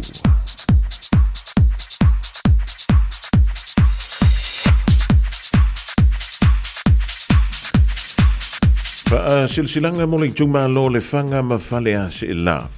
Silsila tu le pa ia ma le mamalu le baftanga le tanto I tuma lo le fanga ma fale a se la. La fia le tanto filo inga le strona nei ia pinati o tahuhu I le tulai se fulu tasi I le tahiao fa malamala mai le se leni sa moe le tanto fa moe o le tanto siva le sa fai. E matala noa ai Mauricio mata utaua fia maua iai ia so o tau finangalo. Mauricio fa mtalanga wala umai le tanto wa telefoni le ra o le olu atasi olu ono fitu o iwa fa. Olu atasi olu ono fitu o iwa fa mo nisi fa mtalanga fa tayolo senia ele komiti.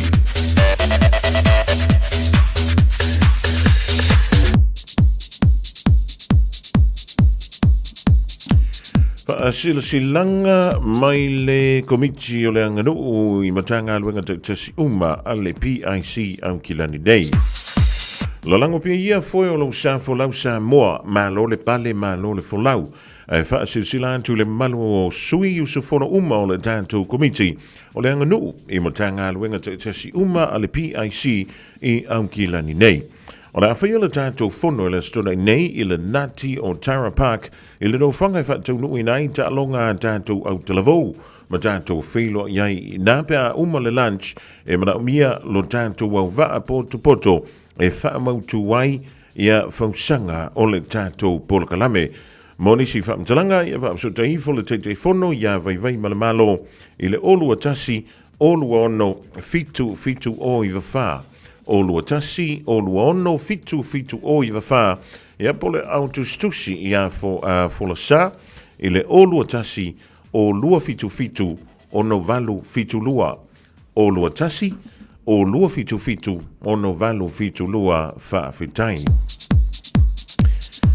Malai tātou wha silsilanga mulimuli mole ainga I whale toi I santu paitea I savai. I le ala ma le wha aloalu tele te talo antuai le baftanga alo ma wha naua le tātou ainga I whale toi santu paitea o lo ala ma papa au I so se tua au ki lani nei. E whapea e toi fia maua se tātou whilo inga I le aso tōna nei le aso iwa o Novema I le intulai tasi le haoli o na e iai nisi o mata upu tātou te fia tala noa iai. E au mai iai so whingalo wha malamole I au tangia mai le nei wha silasilanga tāua Whaamutaialo sainia e asianta nuo sala malau tafi sinapati ole tai fono. O nisi nau tātou whaalinga lau taunu mai le ofisa o le Radio Samoa. Le nei fo I vaenga le waulia wa lava wha moe. Nuo ma la whanga o nisi u tu malo. E whape fo I a mafutanga ainga. E mai kāle sia I tutonu o aukila ni nei. I le whai unga ole nei fo I vai aso. 24 hours a day, 7 days a week. Radio Samoa streaming live on www.radiosamoa.co.nz. Sfulu midu John Taleo le July lua fa talavantu ya JS Julia Lee.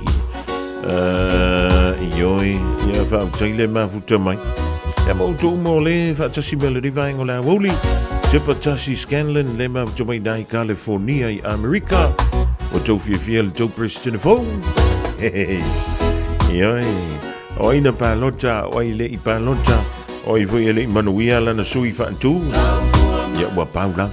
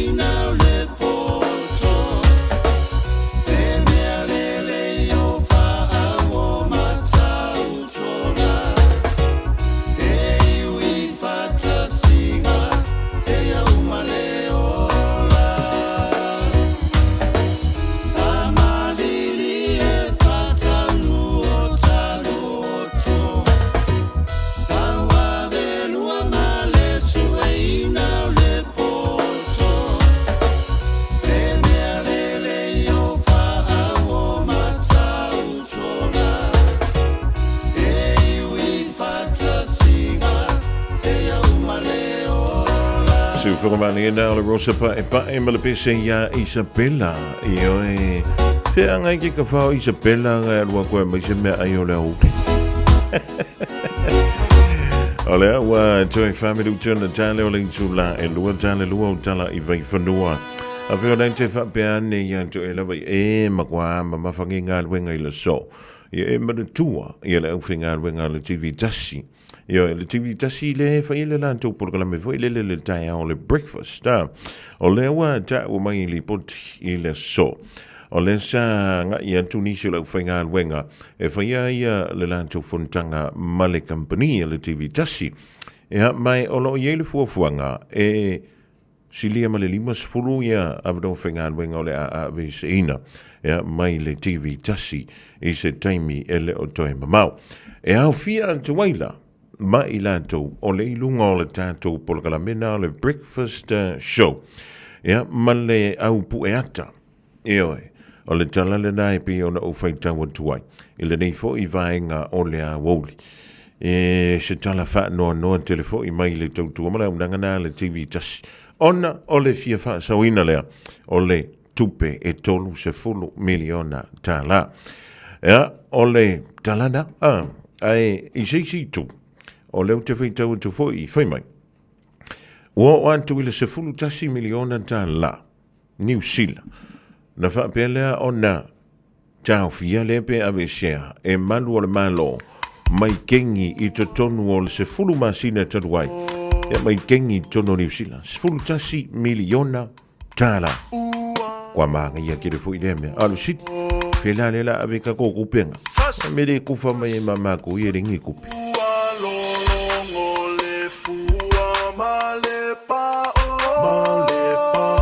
Sa tu ala tu la imaia sautao Tu isa vai lu upe moni e la ufa alongo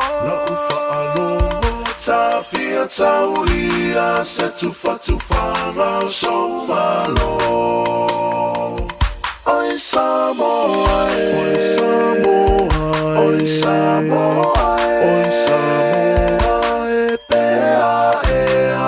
Sa ufa a fofo ngai To a fia malie Isi o uitulanie Ua e masani Ile aini usamie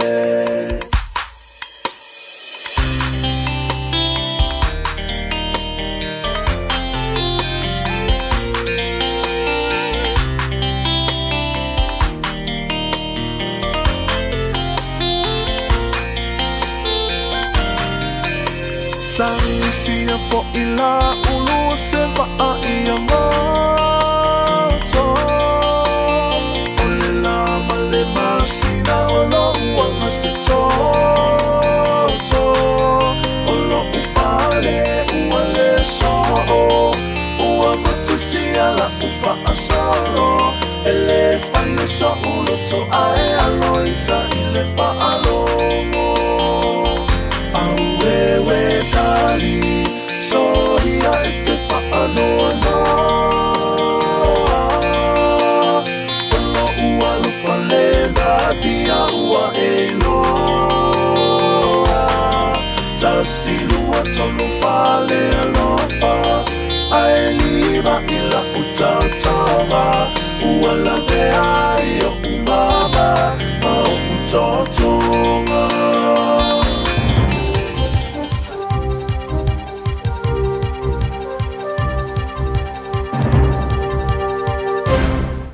Malo atu fofongo ia te tufo ni tula le ori ia fa fonga tapo inga le tunu fa popongo ni tala ia wa foi lau tapo inga tala tumua Kalia Kamala Harris lona fai ina le fainga palo ta Amerika Fili le professor papo ni ukina le tof presidente mo le o ongo sai nisi ale Pasifika ta longa lua swinga wa fai le Blacks le au mo mota alo le ta longa mai alani i fa fonga ia fa lau telena oni tala By America, the Sui Filio Party, the Democratic, ya Kamala Harris, the Fire Sana for Sanga, Ilan Aulong Lango, the Umay on the Italia on the fire in the Finger Palo to America, the Tayone, I le sui leo le Republic Donald Trump mo le tofi President.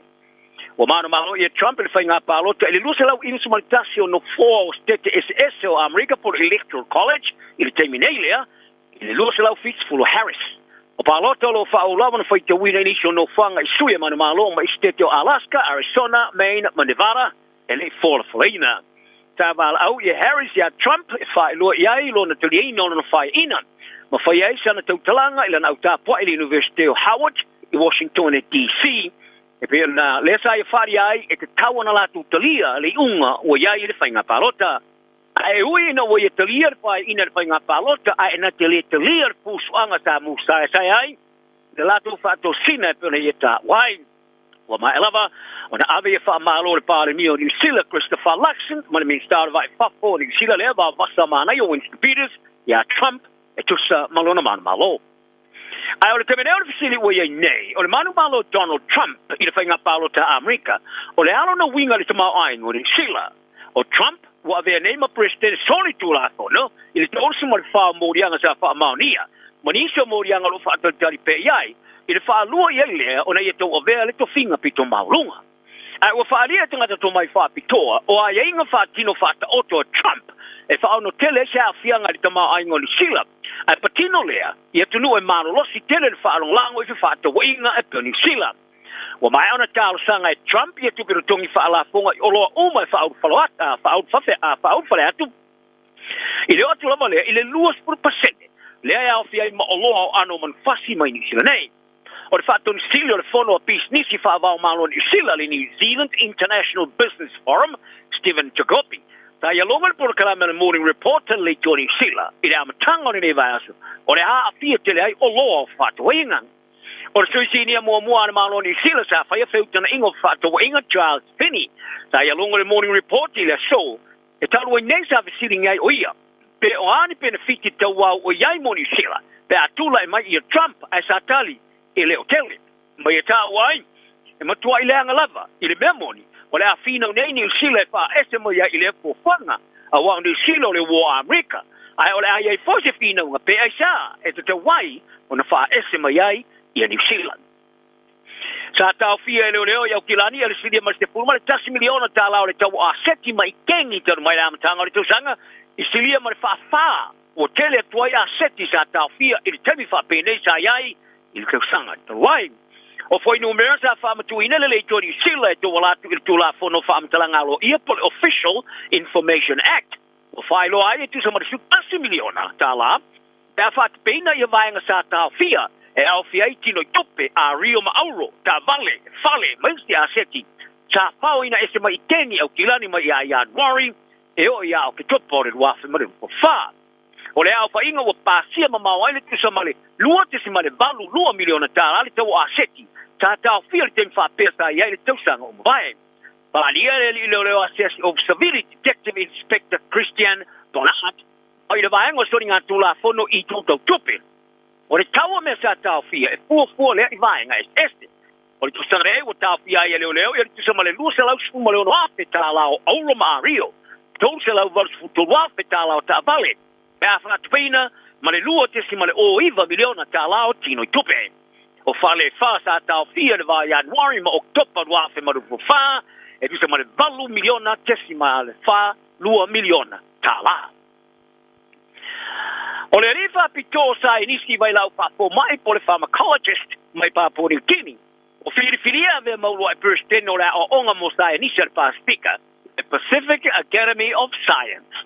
O Professor te atu lohi matai naho o lo a wai si o se engo vai la au whaanga nu motonga tinga ma le sa ilio vai la au mwha mai e pei o le malaria, cancer, HIV ma le tuberculosis o le academy sa whaalau loina le teimio le whonutanga tai uno malo le tau prenga le sa au sui e sa moa di ma le lua vai aso ua mabai o le o onga o taula i aere whawhaile le ino ne ngā ruru e whaatasi ma le songo sanga e le Pasifika ma whaalau loina suenga ma le whaonga ino sa e nisi lau tele ma vai la au whaale nā tura suenga i tangata soifua le malamalama whaatangata o ele whaapema teknolosi o Professor Matahinaho o le sui te iulo le University ale Pacific Adventist University e laka e Port Moresby ta filia ave ma presidente mua ma se forma le lo tanga to mai pa to o le Pasifika o le presidente o le Academy of Scientists de Australia professor Chenupati Chakadesh o Ifalia o professor Matahinaho o le ngata o tangata su e faalo long ye tele ke lope ai o tangata na tele le power mata fa yo scientist mana malama fa nganu ma le fa malo si a window le sao si a scientist televo ile fa le ya kili le o lo tangata Pasifika ma le avea o le rangi o se no fanga pitusili ona le ya taro te alonga ua whaia wha malo se le All Blacks e ni suinga se lua ilana au mori te alonga ma Iolani le whae ngole vai asane o noni manaua i le numero se fulu ia Bowden Barrett ma le huka Cody Taylor o sui iai ia Damon McKenzie ma a safo o mua i le au e momo ta alo o Barrett ma Taylor o le ta alo i le ta alonga whai teuria te rua ia apianga i o la ulu sa afia le ta alonga sa manu malo ia Engelandi le vavea o le sa George Bell ma Stephen Perfetta o tau fai filia en fola o palo leo e kava mo le huka ma le laine tua Scott Barrett o le aia to e captain ina foil au ia o tafo le isi loka tu povai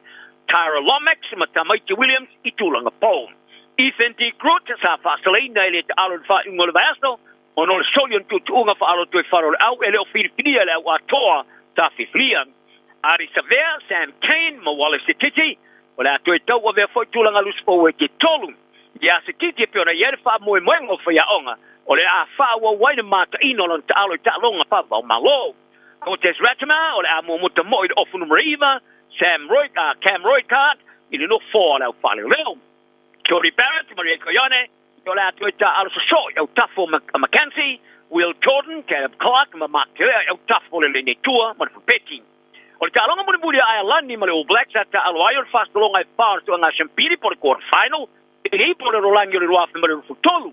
Lesa fa inai Iolani. Ma le talonga fa ngo le vaiasto, o ia fa mo Iolani, e toi tau ia le fa ina.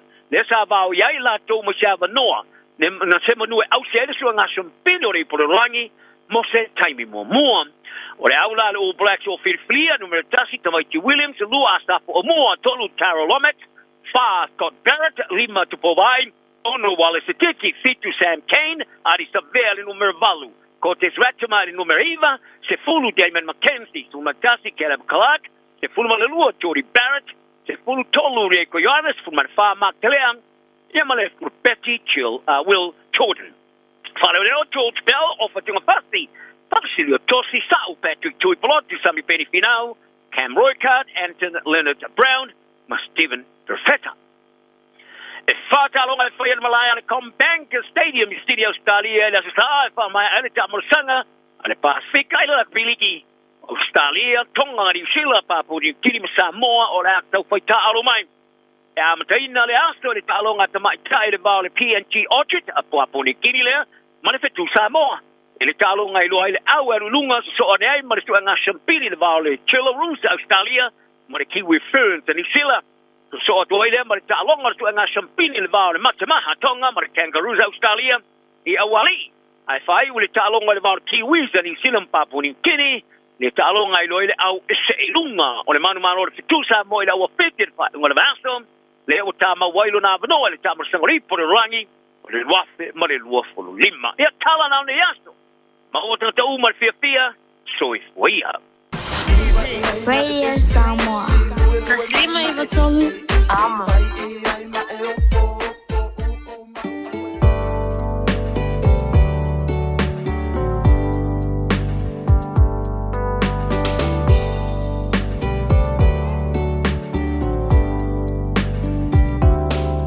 Ufifia, ufalongo, utamu. Sa uno fo fatali male ono sai o mao ele umalo saluai ilo fia falongo sa upumai ya wehani ba imau mafutanga mafana be analea ile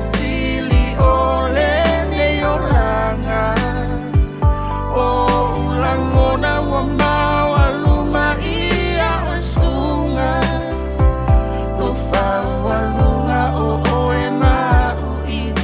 o uma o fratu ua tae ua vai le fia bai atu ia oi hani se upu malu e fai lea mau usulu ni moa lulu liu pulu weta musu se masalo wa e musu ya ita wa taunu o upu fabesi you still Taulemu lo ufatu ia ufainga Soy foia e malolo I lo ainga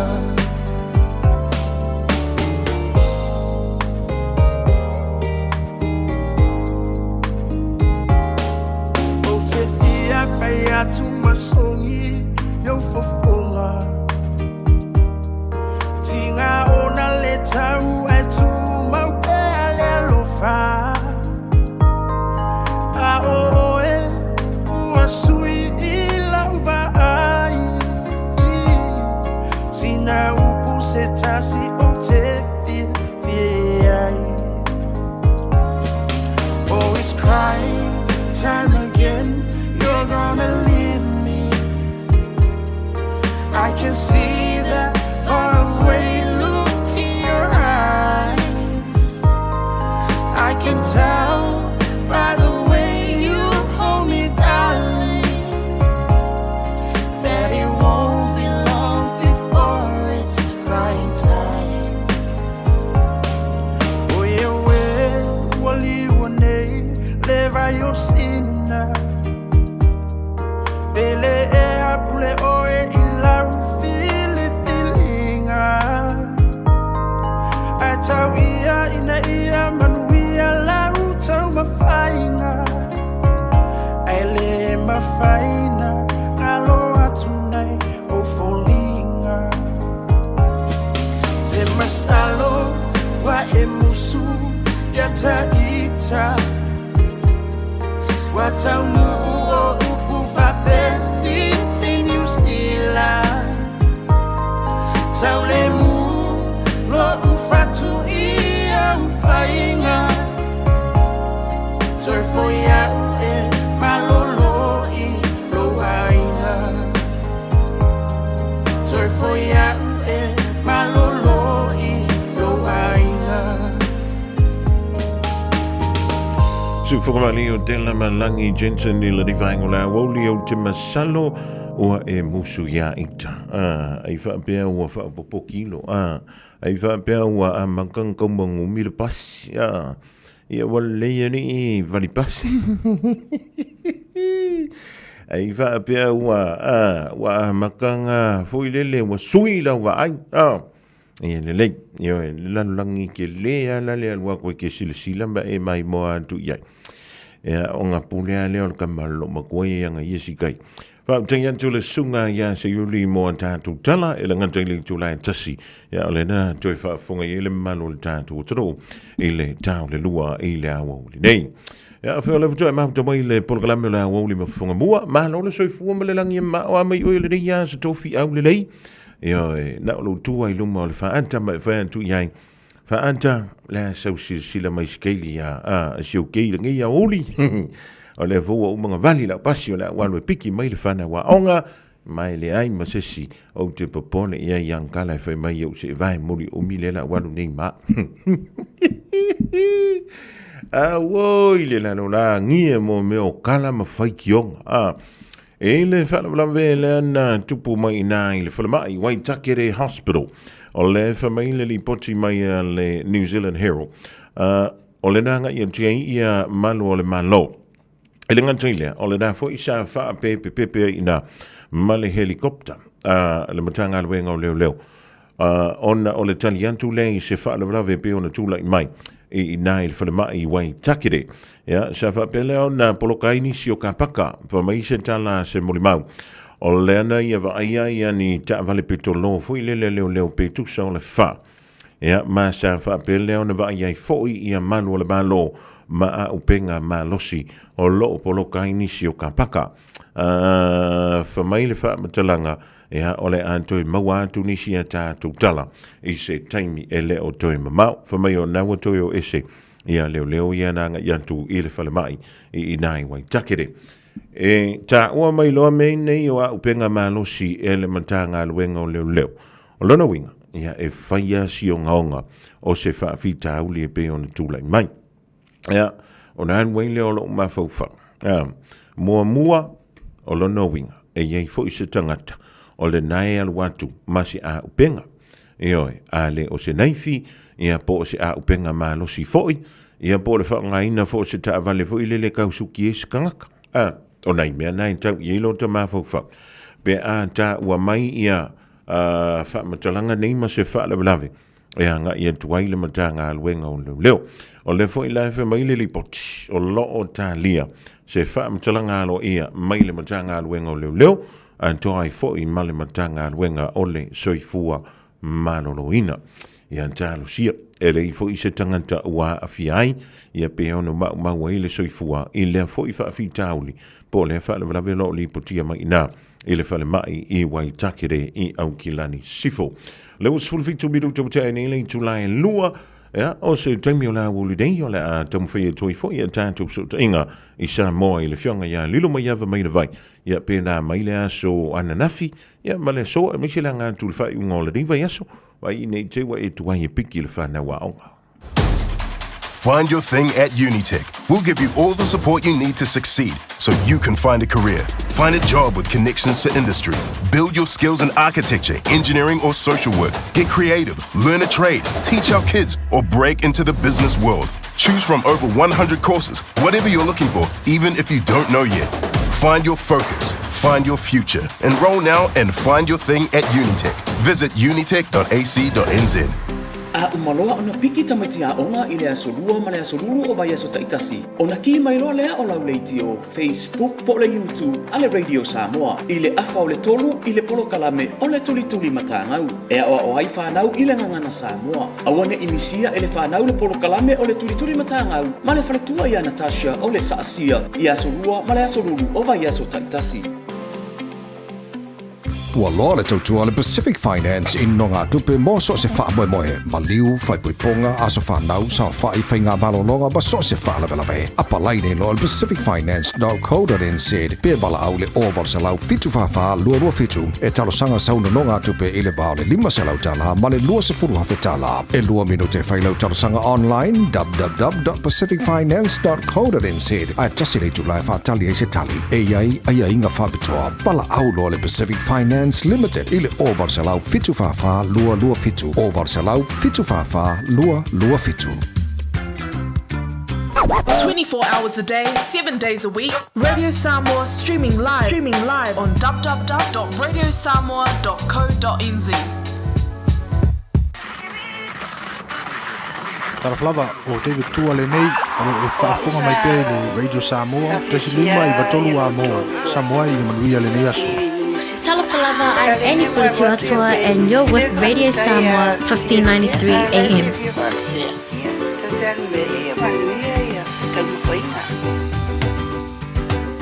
Little imatautu Malependi sunlalai mulinu Etaitu pitoia pia Sio untau langa manaya Le fepula fimai le sami Ota umau fetu le langi Wasulungi ya umasia unkani A omasa bali bali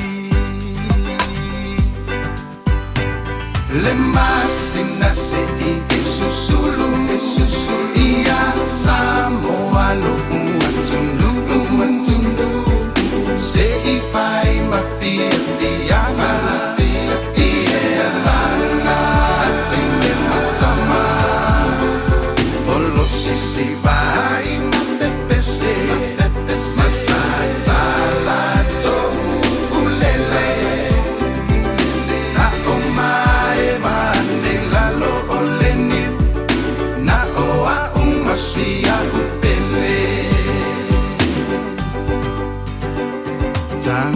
tangi mai le wati o lo o tu mai I matapele ai o mai va masia upele ta to ai o pese matilo tino atu isisifo o lo o tu mai ai le casino Mauna moli fa ata amilo Pei o se pera mitai ai pupito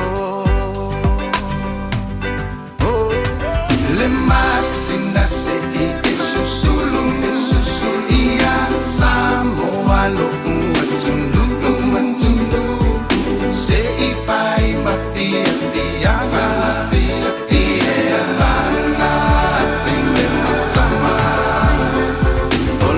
Se vai ma pese matala to ulele na o mai va la lo oleni na o a umasia upele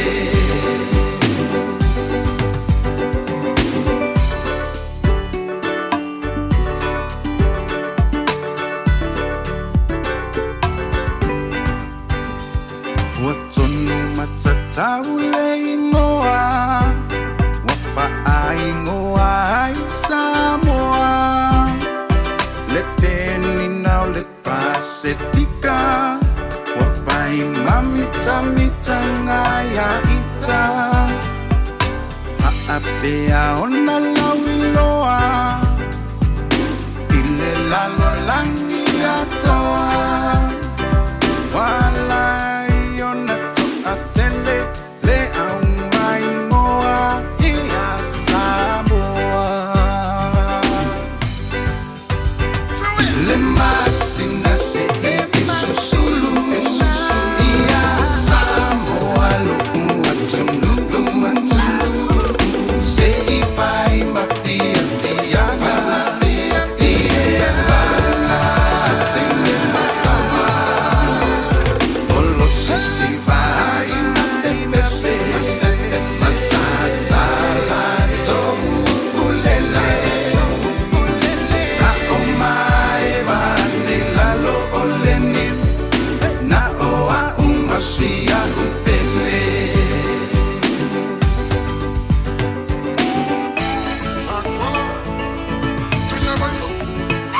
le masina se I susulu Ia Samoa lo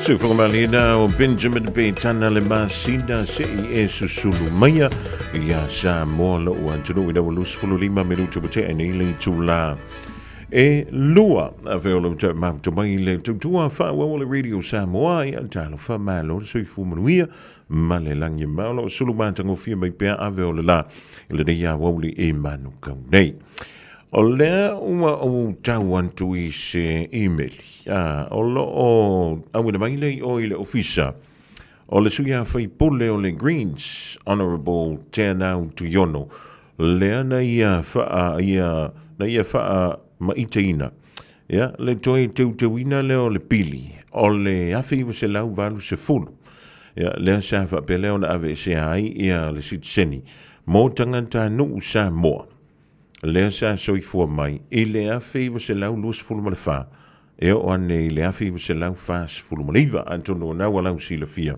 el pa ia mala malu le tatu tru ya o le Citizenship Western Samoa Restoration Amendment Act lua afelu tolu o le fa pe mai ua pasia ele komiti ia o le parlemene o New Zealand ai tasi lona teuteunga e tasi le teuteunga le te vai entui o lea ua talia ai whaatawhea le tasi teuteunga. O le suinga po le teuteunga na tui nātu le Andy Foster o le suia whaipole mo le pāti o le New Zealand First. Ia, ma le komiti po le suia le komiti o le malo, ia, ma le administration, ina ia whaapea lea o na toi refund. Ia pe toi tui nātu se leni. A ila tau ia sa tu si talo sanga. Ma whaapea lea o na whaamaruia ina i a lātou tālo sanga. O lona winga a whai e te anga waa i lalo le nei pili e te apalai mo le sitseni ma manuia lau tālo sanga. Ea o le a whaapea lea o na toi mawatu le seileni sa whaapea lea o na whaanu i le tālo sanga o lau sitseni. Ea, sa whaapea fo o na tu i nātu ni teuteunga se lua e le sunga i le whaipole ia te anau. O le vaenga mō mua, ina ia whaao o antu ia leanga waa o le titi seni, ia mō whanau ma whanau a whanau. A ila tō, o lea sa soifuane, i to tonu o sa moa. Ai le iau lia lea so mō mua Januari, i le tau sanga e awhiwa se lau ono se fulu ma le lua. Ia ma le lona lua, ina ia whaatanga ina, ia le tusi tālo sanga e au noa masi tutongi. Ioi, o le vaenga lona luana o le tūtunga le pe o le tui nātu tonu e le li whaipule ia te ana. Ina ia whaatangina le tui nātu o le tusi tālo sanga mo le sitseni e au noa masi tutongi. Peitai, e le I manuia ia le tauma whainga le li whaipule ia tuyono ia po te anau. I le tui nātu leo tūtunga e pei ona tui nātu lei tutonu o le maota. E ui, sa whaapea lea ona langolangoina malosi e le pāti e le leipa, ea antoa I fōi ma le pāti a maoli. Ea, o le fasili o tua antula I mai. O le a lesi la sanga leo le a o tu yain. I se teimi o muli mai. O le a whaapea lea ona wha maori e mai yain. E le ofisa o le fono. Ia le aso, o le a whaapea lea ona toi tola ulau inai. Wha tolu. Ia po le tola ulanga lona tolu. O le teuteunga o le rei pili. Ia mai o lo iai le wha moe moe o le a tola ulawina lea inai vai aso o lo o luma nai nei. E iai fo ni malianga o le sa whaia. Ia mai le mai ai o le whaitaunga lona lua. Ma o lo o wha ngā solope iai le ngā luenga. A wā lona wha tūlanga ina. Ia maono aviai loa ma tūla fono. Mai le ofisa, ma le au whenga luenga lo ngā lue whaatasi ma le suia whaipole ia te ana au tu yono, o lea e momoli mai lea nganga whaafutai, ia mo I lātou umalawa o lea sa langolanguina, ia le nei fo I tau mawhainga. Wha maa loa antoi fo I tupu ma te mali I fo le tua ma tausi, ia e meise le vantek tai o le tātou, tanu I tonu o New Zealand atoa, o lea sa whaai lo mai le lātou langolangu malosi, I le tau mawhainga foi o le teuteunga o le nei a pili. Ia ma le toi whaatu la whoroina. Ia makau whaasau sa o ina I mea. Ia e pi ona sasi foi tausanga ua mawai. Ia? Antonu o le awha pēlea na whaala wei tele a tili I le polokalame o le nganga I fo whaiva. Ma le whionga ia lei a antaua pesta savea. I le te au le wha I le a fiafi. Nei wa awhali tu la e lua. Auckland Airport's new transport hub gets you closer. Closer for warmer welcomes, longer goodbyes, and those special moments. Park closer with new P180 short stay parking, just steps away from the international terminal. O le R-Dash Travel, o le company numera tasi le taungo fio pasese mo whemalanga inga I Samoa whapea le malanga mai I Samoa I New Zealand ei. A whea de loa I le ofisa o le R-Dash Travel, tasi valu lima Great South Road I Marurua. Pe vili mai I le telefoni tolu iwa lua o wha o o. Tolu iwa lua o wha o o mo le R-Dash Travel. Talofa Samoa, o Atish Narayan, o le Licensed Immigration Advisor mo le Auckland South Immigration Consultants. E visosoani mo so se tu ai ngā visa e malanga mai New Zealand po Australia. Telefoni mai nei loa I le o valu o tasi o no valu wha fitulua. Po le olua tasi o no valu fitulua tolu o.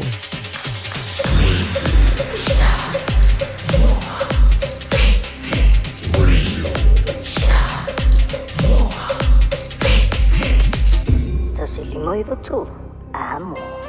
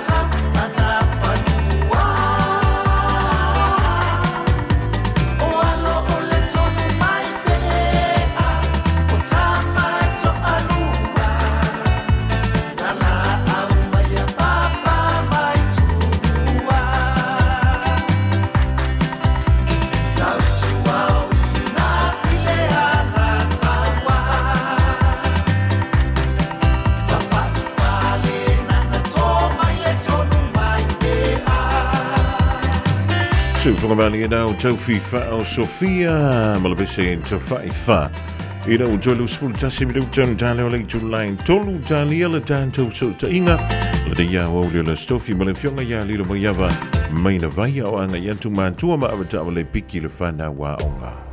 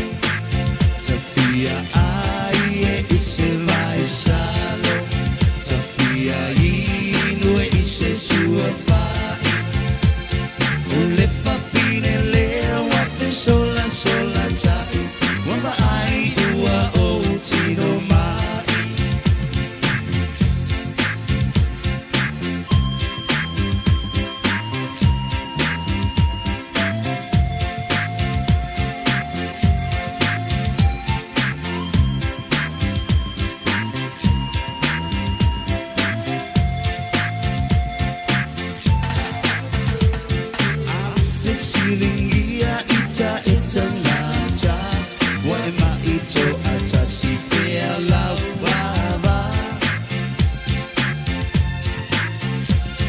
Ai utali pupuni atu ita ngaja Lepa fine na e alu pai lau fala Safia ai e ise vai salo Safia inu e ise sua pa Ole pa fine lea waka sola sola tai Wama ai ua o tino mai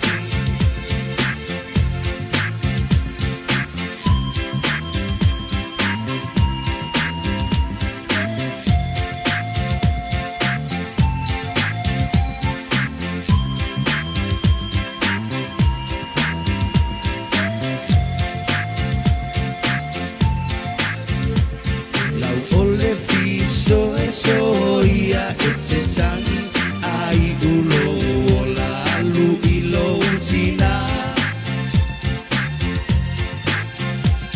Momori o alo fai lo u ainga Wamali e lo ulo toi lau tau singa Tafia ai e ise mai salo Tafia inu e ise sua pa Ole pa fine lea waka sola sola tai Wama ai ua o tino mai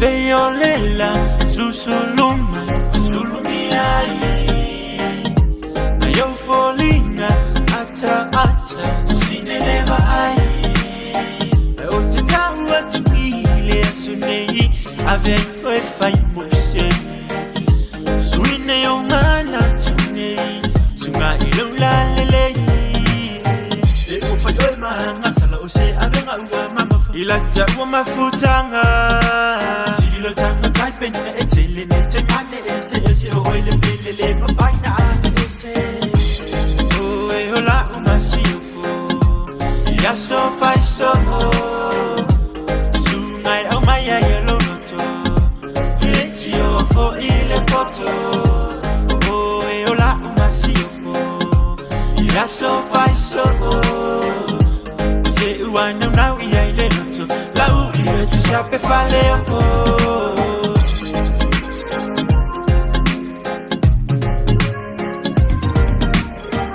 Miliona vetu sulu ese Asilava o ile bele Unga tsa afia Beyo setu Faina jana materia Bela ngona pefa tukumai Ia so mabona ulo uono sai Mafa atali tali se upumali maya oyo la upani Lo ma amora Oyo wa umai Oyo wa umai yo ulangona Leito fonto fongo manemo fa au so songa Luloto yo mana o totoe Te faya mo e trope fai na ta e fai mo pena o yo Oyo la umasi ufo Ia so fai so Sungai au maya yo lonoto Letio fo ile poto Oyo la umasi ufo Ia so fai so Se uana nau ia ile loto Lau ile tu sape fale o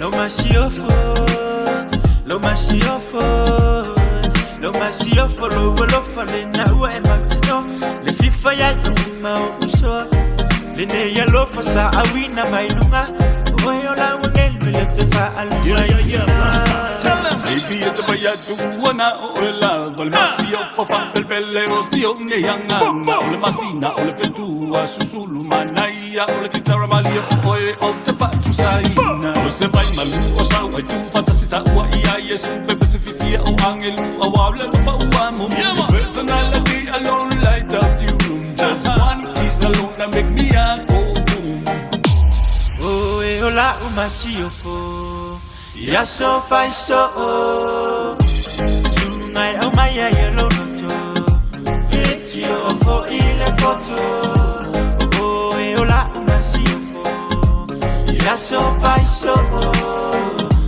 say one now, we are little, Lau, you to Sape Faleo, no Masiofo, no Masiofo. Lo masio follow for the now I want to know the FIFA ya ma uso le ne ya lo fa sa awina mai lunga o yo la ngel we le te fa aluaina Oi Timothy Akiripa male vai le reader le vida record to le fo ivangola woli in wa Toiva Medutona Tala le July Tonu Tala Tonu without to Tala a vai froa Peona to Pena Maya Levango telephone. Le Nivangola Woody Fila Ganga, or for more le tato filo in a Masani, Malay Suya radio Samoy Pirangalu make Tono le tato, true if younger, ya Lilo Mayava, Maina, Vaiva, Talavanto Lilo Malo, and women all on Sai. Or le tan to Olia Malaman Wheel fat to fit you and winger. Already for yes, some more Masino, November Malo.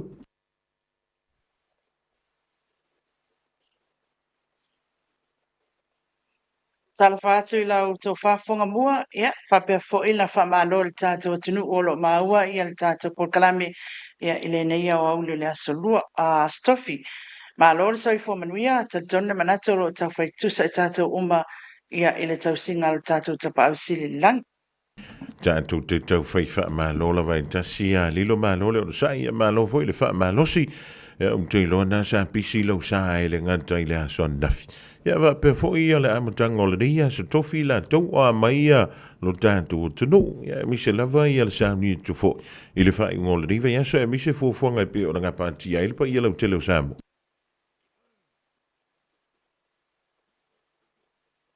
Ia, olo o solonga manuia lava mea uma, ia whangasolo fo I ia ngalwenga masani, ia sa taitasi, ia elenga te lewa o ungal whanau, olo o pisi lava ili vai aso nei ona o le te lewa o ngolo o whangasolo ia suenga e pe ona tu ua mai ai, ia ai mai sei foi, ia o le toi foi mai o whanau ia o onga. Ele o whapea foi o taati ai a ngalwenga nisi o tātou mta ngalwenga foi ia e masani e pea ona tātou whiangai e pe o mta ngalwenga o whamasinonga, ia o nisi o mta ngalwenga le malo, ia e mai se foi ia o tūmanga ia staitasi e pei o le whangasolonga o le au whaiwhatoanga, i le tu ina mai o lātou fōwha e le leanga le tātou māketi, whangasoloa i le tūlanga foi le o le toe whaafo I mai e o pisinisi mai taimi sa whapena foi ona mālolo ai, ia e mai se ia o a toe anga I foi I le taumunga la sa iai foi ia ti munga mawanga ia ina na iaso tuana iatu. Ia lea ua matua asala ia so a fongamua. Ia a tonu o le tūlanga le leina I pe o le iai. Bevesi le fontanga e bevesi fo ia le motele sala faia lilo foi le le tanto of polo. Eu te lo tanto ina I tumua ai longa na yese sinalu to fol polo no li le tanga mo al polo.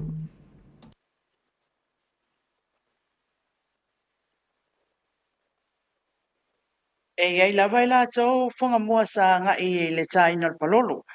Ma ua mai le fioanga whalatai e mantua fo I o le whanga I ofu lava e masani ona taina I le palolo I le whaitu lea matou.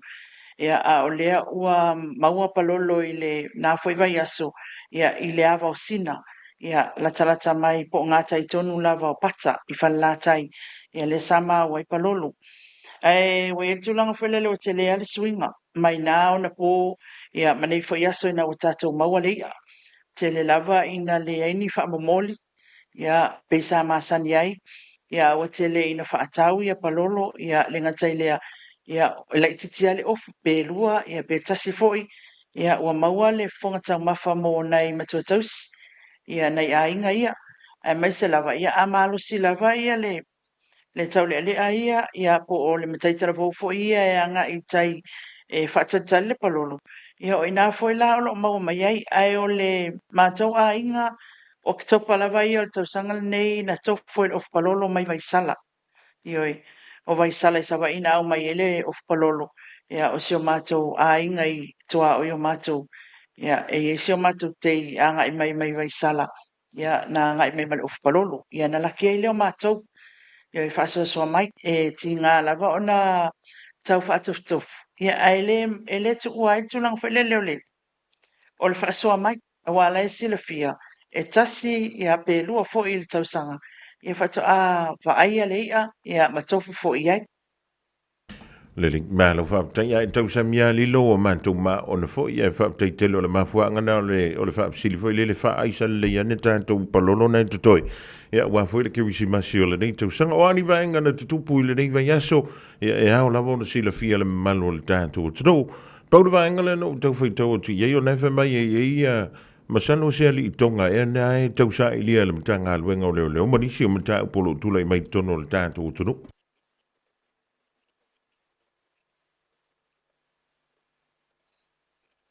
Moni au a fonga mua ia o le vai aso nei na solua ina ua e mai ngā luenga ia o le na whaatulanga ia nisi o tō lau ngā whamasinonga ia le whamasinonga mawalalo ia whapea fo ia le whamasinonga mawalunga ia o le la pei whatu a maua i le aso ia il tātou fo i porkalame a e moni au o lo ia ilisa ilinga lea leo ia tau mawhai atu ia le fionga le komsina o lo malanga pe ia nei Britania le po mulmuli atu ia King Charles ia ai o le tamu fai atu po ele acting i le taimile nei ia il mtanga luenga leo ina ia maua se tatou reporti mai le fo itulanga ai le afa tele ba atu se famatalanga o le reporti e nisi o tatou officer fasalau tai pe o tatou newspaper Samoa Observer ia manisi fo ia faalinga i lunga o tatou internet i tatou social media ia olo o iai ia le whaalinga leo ia manisi foi ia le tulanga foi leo le sa ilio le litonga lea ia o tala ia whapea o le litonga lea e whai awa e pe mau paulo i sawai ia ai olo o sueina ona o manu palang ile ia se atoanga o tatou sa ilinga tulanga lea ona o le an tau fisinia o lo faka po kalame le o ai nisi me ka ko ke fisitsa o ai le ofisa o leo ia ai peta ia le tali mai ia le mtanga luenga leo le taimi nei o le asolua fongamua ia le sa tula ia le sa avea ma faia onga ulu o le tatou aulman Samoa ia inisio solinga tula fono molianga o moli ai o lo o ma salamia ia ile taimi nei ai o le tulanga o lo ia ile talia amase o lo ia te ena molianga uma ia ma le ufa tulanga tu fo ia i fofuanga le famisinonga ia ile to laulanga o na o le fo mata upu ia se ia final le mai ia molianga o le wai ai o lo te ena ele e mase ia molianga fa tau ile tulanga o lo masalami ai o ia mantua foi fonga mua o lo o suspend pe fa malolo le tu mau ia mase mai le tu finga o le faya o ngau le tatou aul man Samoa i le terminate o le tu ngolo ave ye to review pe to tilo tatou port ali uni la kapi po tatou pulenga fo ia le uni la kapi i le latou fai unga lea ia pe mai atol masina ia o le la te ina lono winga o le hearing le mea o le a so o nei ia ai o le isi foi tulanga na maua i le a tolo blanga fa mesino o le utula ia sia li foi le ele to tana ina ia le swafa o lo masalomia i lona ave ina fa malo se tene titi sulfito sanga me le fi angol ava sa tula ia foi la solea ia ele i final la ia morianga pele i mautuina molianga le mtanga venga leo tolo po ai fo ile mata upu ai o nisina o tulanga o ma ua le whamasinoga. O le tūlanga tatou whamasinoga mo lalo, le ua whamatu atu e le tamaita i whamasino ia talasa sa anga le mawhai ai ona tu ua le tatou atu nuu e le awhionga puleai. Ia whai mata o sua o lea e fia malanga i atu nuu mamau. Ia ona toi taliu mai ai la ia lea mantua foi fonga mua o lo ia le mata upe whaasanga ia puleai. Ia ma le tō whaali o ia whapea fo le tamaita i o lise. Ia lea olo o whapena ona tu ua mai le tatou whamasinonga lea mawalalu. Nisi nā o tūlanga mai le tatou whamasinonga ai o le whanga solonga o mea umal nei whaiwai aso le tatou atunu. O le tele lava o leo wato e anga i mai ngā ruenga ia ma tau whamautu. Ia a ua tilo fuela sole sa o whialo loa e peon tu inatu nisi o ata ilunga o le tatou Radio Samoa Facebook page. Ia na o whialo loa e matilo e po e ni ata i le meli fo ilana tau no mai to tele le pasa sel meli. Ia i o tatou wafu. Ia ele ngata i leo le tatou marketi. Ia o tele lava fua o wha ele leanga le tatou marketi i funga lei. Ia i fo i ia toi fo i mai o tatou whai whaatoanga ia mai la toi whai poloka i whaatag. Ia nā ngā ia nea ia lea i le whai ngā soloa inga o ngā luenga o le asom whewa inga malo le atinu. Ia le tu ia i tatou taavale la pasese. Ia whaasolo mai ai i le talawhātai o pia se ia a pā ia mulinu. Ia o le tūlanga lava le nā o mātangofia mea umali nei aso ia le sulu mana i o la. Eli tau anela u silsila lilo hoi ia wa a matana taunu wantu ia ni tā whaonga mani whainga malolonga mo aswhia mai atunu e peo nei New Zealand, Australia mai sian tunu o lala.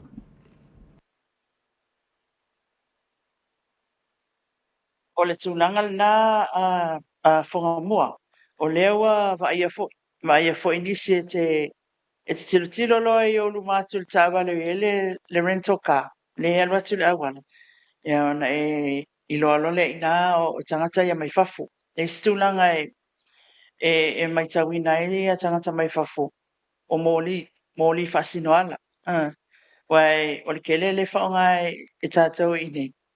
E le tūlanga foi le wa free ale turn le left. I so se mga ala, i so mōli ai so o le mga ala ia e iai. Ai longo fia le tangata mai fafu. E makwaku ai ke fiu fa e pua tu ye yalu o le wa free ele ai e tutu le ia se ia ola le moli lan me mata o ina le situlanga e loai o le situlanga na ova ai nei o market funga le tato me ai vela tau ma favela ia tato umu ia o tato tulanga foi o fangu ali au fai ai fe fai ai ngau. Ia e te waai atua i lau ia nei tangata ia whaatau tau mawhawela. Ia o la whaitu mai ia tangata ia mai whafo. O le whanga solo maali e mai lawa whainga sau wha. Ia o lo iai fo i maliu o lo o whaatino ina i le so. E pei o nei le whalau singa o le tina ia su le Woolwork. Ia o ia o le director o le ADRA i le tātou atunuu. Ia telefo ilona sao tawa ia o masalo le amawa te se report le fo itulanga to fa nga vai tu sai fo io le falla wasinga le so ia a fa pena ona fai wa ngalwenga fo ile fa amana vai na ile tua ngalwenga le fionga swa se fo isa fa pena ona tu mai le fo ile fo I a au ngalwe malo si ole ekale sia a sofitu.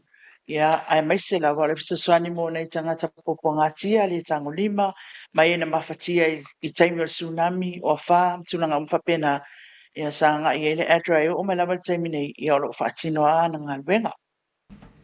Malo va tanya lilo ya tono le umanino le ban tole vai le tulanga I pio ni ele mai ai o fontanga ta I malo le tau pulenga ia ma le tau toi fa ma sani fo tanto I sambo foi le fa wa le mele o le ngalue Michelle va ila tau ia ngalue le mutanga le o le malo I na mai ai aso malo lo e lua nai pe ona tuana ia tu ile na va yaso e pe ona mai ai ia le tanto fontanga de tau I si vanga tau ya o pa u ya cha o lo e fia sa no ya ya ele I fa amanta fina le tanto filo ingel ne stof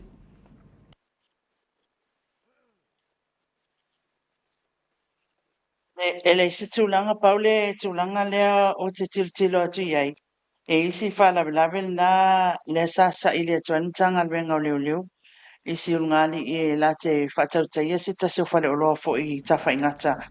Ia o lea na au mai I le tala I lunga Samoa Observer. Ma tilo atu fo iai. Ia I le tūlanga fo ile le whala lave o nisi wa nga ia tu ma la au malus. Ia mawhasi ni mai si ungali ilea. Ele I tupule me mo fonga mo al tatou tu nuka ilu.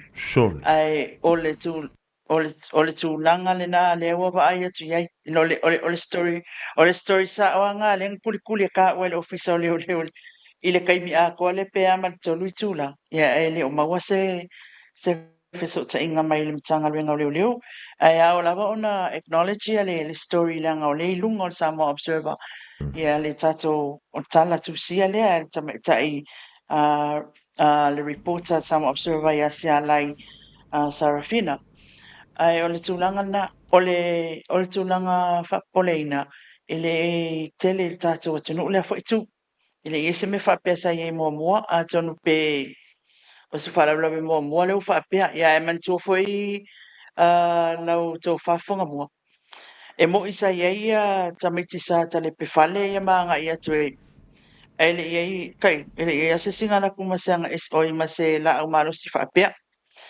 ya o le la maua mele I tala tu sia le Samoa Observer ya o tulanga fa poleina na I tata o tunu e tatau ona mata tuina le fo tulanga awai o le vai atu la ya pe ya o le anga fa ina le o malo la fa lo longa pa solo mai ai pa solo koi banks ya o tulanga na le la ai longa yo mena tu ya tato la so silfe fonga mo Silvio I lilo mai va ua malo sile mo le meo le matamata TikTok ua over le matamata ta video fu ye I lunga o social media ya tono na wa e se to fa ma se fa utanga si wa ngana si on to fa te tai be fa be mea se I maua mea se makwa I maua fa ani mai folinga ina ia I loa o fe me sa wa te lo ai longa na fa ye lon tama lo to fe le dambia aia olo na ia lo to foi talia lilo o na fu wa tu fa pe ka fe mele ka wa ai lelo o le makua mafia o ka vale ai o lona ainga o lona nu ia male tanto o tunu le nanto inga so nga tu la fonoli ole tulanga e tele ai tu e pole ai e pole lam ti or soifua I os fa inga fa pe e pole fo lam ki or soifua au so fa wa sa munda o se la fia foi fonga mo tato o tunu e fa sia le awa inga ye kongo fale o loa si va inga sia ya o tulanga na ye ele peisa mo o tunu ula e o tunu fefelolo tanga tai ta mil fe fa tauton ai o se le fia foi fale lo saina ye ele ngau tato o tunu o me tua tu mo ai tai mi umai anga e tuai e foi si fale lo saina o lo o wai ai le pulenga nu e ye a fa yo a inga le elisi el fale lo saina e ia tanga tau a inga na no fole ia mata tu ia nga yo inga ia ta ile vau tatu tangata male au fata ulo e olo no winga la ila u a fa sengu I ku pela no e mato ele o la o di ia e fa si ia ka ka inga o le mela le si le ku si le tu a fa yo le te fo la wa mi na tu ulo wa muli aku leo ia ai o se walofa ia tulanga na me o ia lele ia malo fa taia lilo sole ka fefe o le la mo le lua fe lua fa na wa matana o mai fa fo ia tanga taia o mai ata tifang ia na wa matana fa tai mai tono tatu tu talo sia wa ngai mawaka ia mai o samo e ile kala foi le ke fiwa ke la fie ko e ka wa o e la wo ia talo sia ia va veona mawa ia si ko e ka fie nga si so ia o e fa kai le me le fingongi fe au ma faingi me ka ulima ma koko ki a pula ma fai se me ma wai le selen ai wal mana o le wala va ve ele tala fia ngai ma le tu la fon ia nga ke ia wala me na tu puli ka uva lea ko I ma ku ka uva lea ko le ainga ka uva lea ko ma ngu ai nga nga ia nga fai le fai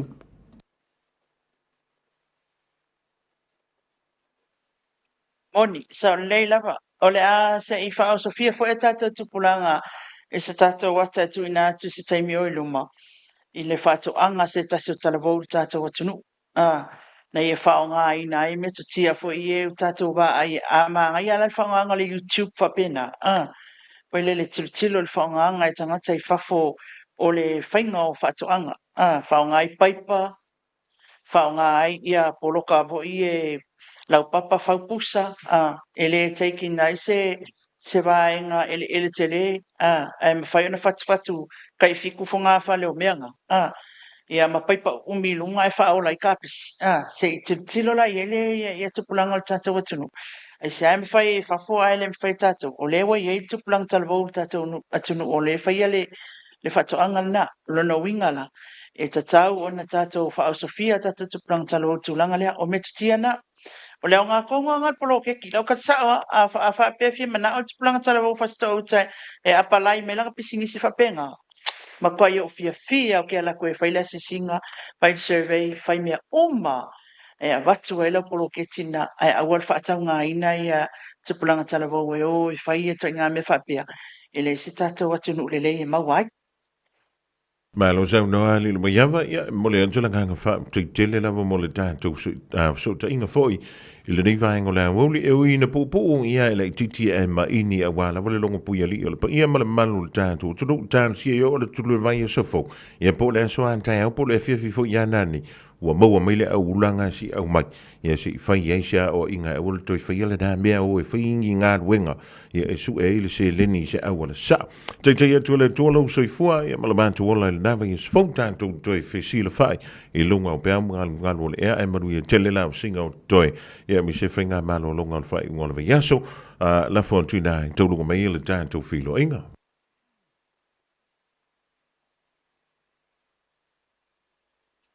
Tai tele lava whonga mua e me se whel nei por kalame whaftai sa mua lau mai moa ngale nei a ouli I ele minato le atato wheloa I le vai asa fau le alofa o le atua pea po le alofa le li e au li atu lo na ngale lei ai manuia tele le whai unga le nei vai aso ai me so ngā luenga o lo o whianga iai e whaawau ia me se whel tiutia whonga mua le nei tula o le astofi manuia tele le asa Samoa tō whāseifua. Seifua ma ia manuia. Le fionga ia lilo maiava mai nawai le sui o lo tantu wala leo I Samoa.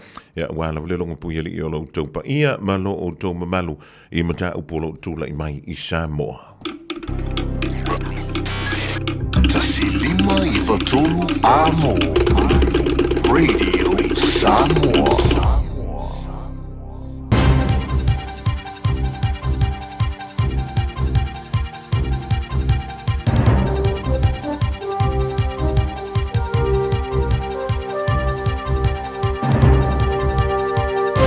In this update, tense scenes in the House as the Treaty Principles Bill is introduced to Parliament. Te Pāti Māori co-leaders Debbie Ngarewa-Packer and Raweri Waititi attempted a number of times to have the bill withdrawn. However, Speaker Jerry Brownlee repeatedly shut down those concerns, at one point telling the leaders they were trifling with the chair. He also took issue with outbursts from the public gallery, threatening to kick a member of the public out of the chamber for multiple interruptions. Meanwhile, Deputy Prime Minister Winston Peters found himself in hot water after dismissing a question from Mexican-born Green MP Ricardo Menendez March by saying, "Adios, amigo." Minister for Māori Development Tama Potaka is defending the government's decision to bring forward the introduction of the bill more than a week earlier than signalled. I don't think the government's been sneaky. As you know, the legislative agenda moves around from time to time, and the decision has been made to introduce the Principles Bill. And the bill will have its first reading next Thursday. One person's in custody after armed police responded to a lockdown at Auckland's Waitakere Hospital this afternoon. Just after 1, authorities received reports of a person inside a parked ambulance with a possible gun. Police say ambulance staff saw the possible firearm while taking the person to the hospital. Health NZ's Brad Healy says during the lockdown, all incoming patients were diverted to North Shore Hospital. Kamala Harris says she is proud of her campaign and how it was run, while conceding defeat to Donald Trump. The Republican Party has secured the presidency, majority in the Senate and a strong lead in the House of Representatives. Trump won 295 electoral votes, with Harris on 226. In her concession speech at her former university, Harris told supporters her team fought to build communities. Every walk of life and background, united by love of country with enthusiasm and joy in our fight for America's future. That's news. In sport, British cyclist Daniel Whitehouse has clinched Stage 5 of the Tour of Southland, a 154-kilometre trek from Invercargill to Bluff. Second is Auckland's William Heffernan, with orange jersey holder Josh Burnett third. All Blacks fullback Will Jordan has been trying to mind read this week as he prepares for a familiar assault from Ireland and Dublin. Former Tasman player Andrew Goodman, one of Jordan's first coaches at first-class level, is now the Ireland's backs coach. Goodman mentored the All Black and NPC in Super Rugby. Yeah, I've been trying to work that out, to be honest. First of all, Goody's a great man. He's someone who had a great influence in my career coming through, so it's great to see him on the international stage. I think, he'll have a good plan around their kicking game and trying to put pressure on us in that space. And that is sport. I'm Raylene Ramsey.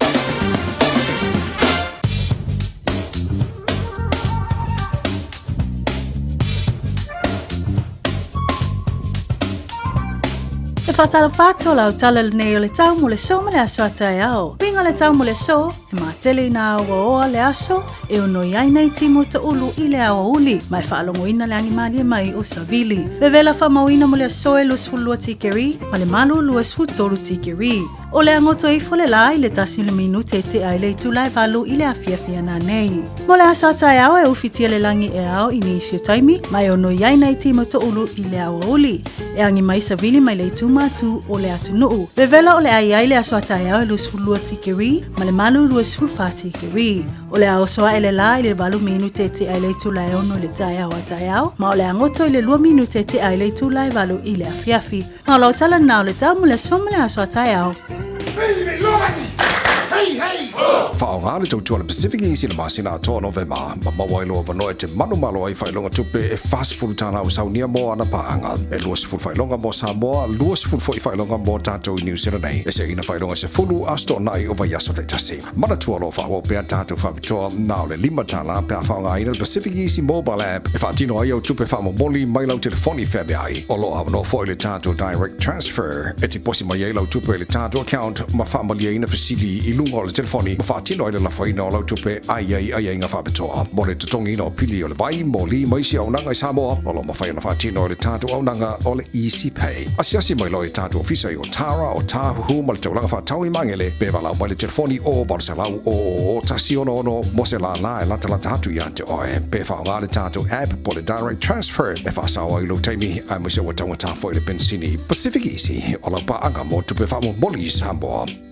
E tolu sula whetala le tino I tupe wa ta pena le Digicel mo lana whaapitoa. E whesoso ni ai le tonga tāle sui whanga wai nei. E tolu whailonga tupe ta I lima se lau tāla cash. O le ase ina I aso for waile ta itasi mo New Zealand ma au se talia. Whatau so top up luas futala pe sili atu mai whala olo masani. Pe lafo foi online I le Digicel Pacific. O le mawale o lo wabanoa I le se. E te anga wa foi pe a lafo so se leni le my cash a le Digicel I Samoa. E whaunga ai le ClickX Pacific. Mo nisi whaamtalanga wala au le over se lau tolu fa lua tolu. Sekia Digicel. Ua loa le tautua le Pacific Finance I no ngā tupe mo so se wha moe maliu, whaipuiponga, aso whanau, sa whai whainga balononga, ba so se wha lawe. Apa laine lo le pacificfinance.co.nz pe bala au le over se lau fitu wha lua fitu. E talo sanga sauna no ngā tupe I le bao le lima se lau tala, ma le lua se furu hawhetala. E lua minute whailau talo sanga online, www.pacificfinance.co.nz. Ai tasi le tulai whaatali e se tali. E ai inga whabitoa. Pala au lo le Pacific Finance Limited. I le over se lau fitu wha lua fitu. Over se lau fitu wha lua fitu. Nalo fa Samoa. Wa ule nei o kasputi alu. A wale sui ale ngila wa ule kio. A eva mai ina se fudu lima iwa kolu. Amo. Radio Samoa. Vevela Yo e vela isi taimi e malulu fo inisi o taimi. O lewa O ele tangi tātou te tā momo e antua i tātou wanga i antu i au ki lani si sifo i le tautua ala whale tā wale le City Cars i nai Lincoln Road ma tasi mai e le talenga ia o lungia pira pela tātou le nifo i vaenga o le aso whaantala whaantu le talenga o lungia ma lo le whai o le whaiva ma lo le onsa Ia, mananto leo a taftapai foi manu e lo fu mala e lo talenga whakamua whakamua o le labu o manilo ki whonga e Lau whakawhaka ina whole o te nuu, i leo le atu nei mātai au, ia mo se whakawhaka ino o tāpi snisi, ia walawa le no fusina fia le atu nuu, ina i whawhai ngō fia ai le lātu whai ngō whai, ia maua ina i tirin lave lave, au nei vāenga o le aso, ia mo le atu le nganga whawhitai, whawhilo i atu, paanga masani, ale tātu whakamale masani na uto whamai, malu le atu nuu, o whia lava le meolo e mau o mele tātu whasara launga, ia o whia fwoi te whao le nei fwoi atu nuu o mau atu, ia faatalofa mo folofatu la o tu au na nei o lungia pita pelenanto ia il fasau sunga malu le tatu atu nu manantu au pa ia sa whaingata ia le ahi toi tae se whaamtalanga pa ia malu vau o le whaamvau so ia la lu atu whaatino tu sala ia fo lau whainga luenga ia o lofa pena lava o na tela whaautum whaafale le malu isko se fio anga lava o nisina ia walava le la tu whatu ai na tausi le whaano no manu le tua e wala o tātou no pia iai nei atu nuu le tu mau mo tofi tātou le tua e ola mau mo waifa talo fatu se o manu tāu ripoti masani e mai ngone aso o le tātou whai wha malo lava lea malo leo se au wha longo toa o nei malo si lo siu fonga ia wa mau fui se wha silika malo si ulungi Io vai tau wal fai mea lofa wala te fol Christmas o le lava e tau pata pena po se mea lofa ia wala mo fui le tanga vega fai teni uma a ino ngalo lava unia ia lau ngā venga bai e au lo wha lau roi fol tulang o business at City Car ia ilona ai tele lau mua i Lincoln Road ia i Henderson tasi lua e te maua ia e te tua male ahunanga i le West Open ia o masani ata ua le tala toina ia o le West Best is the West le no winga ia o le Talamonia, o le tele i o nai tangate au tō waa mai sau, o le ala molo tani manu, o lo anga i atu mo latu safa aftai, tatu le tio Samoa, ia e le aia se vai aso asa e tatu whatau, tōlu wha lima nai tangate angai mai vai aso, ia o rama matutoe le mo matou, ne vai vai aso, ia e tōlu nai a inga o lo wha tulanga, ia le sain apu wha iungol ne vai aso, ia walama fawili ma latu van, ia sa tape na ina o tono lotoa, ele mano no e tatu tatu malolo iai, le ngata iut, ia o Fowili, moga tatu Ford Ranger, Toyota Hilux, o le ngata Toyota Lapoa, ia male alfa Toyota langa ia i foi tapi e lua ngā umu, male whao ngā umu, ia o maua umu tono le tatu lo toa tatu van, fiti no fua male valu, male iwan fua, tele tatu van o iai, ia e mana o bia halo tau o mai e test drive ma mata e tatu tavale, tau sanga le lei o lo tuai, lua afe susitu e peia na tuina te tatu whasara launga, o se asa matu toi va ai tau sanga mauralo tele al temi o update tata tau sanga e fala talata atu lua filu fa ia wale maua toi lua nei masina ia ona mai a foi lo nei tau sanga ia au dia lua filu fulima au la tele o tavale la tu tono lo toa lua filu fulua lu futolu suiva survalu ia tau sanga nei e te tau lavo no fautuina la tunu wa gai bai va ai hai le ia la update e vatu foi fale lon pa au tongi alo au ngai fa ieta to lon ia o le tele o tatu tamai tamale lai te au ngā mo ian kapo a mas foi na i ungari laiti na i whanau talavou o na bin tamale ia o le no whai malau mai o nei matukai ai o le tali a o le yes me uma o le tele o takate au to mamai ia o le ai a se tali to alimaina o lo o mai lava ma matalatu tamali nei ia o le tatu e dress nau wha iro atu o le tasi lua Lincoln Road Henderson ia e maua whaasanga i le lava mal McDonald ia e te fio mai mai su e ngō fie lava, wala au mai lau numera, o le olu atasi o malvalu fitu lua, e mawali ta so ta inga mara lava tala noa ta ulava ngana, ma fai ngō fie ai lava, e no so ta fasili me uma, ta awalo mala lava i tulanga o Paperworks, e ngā te leo ta vale matausanga,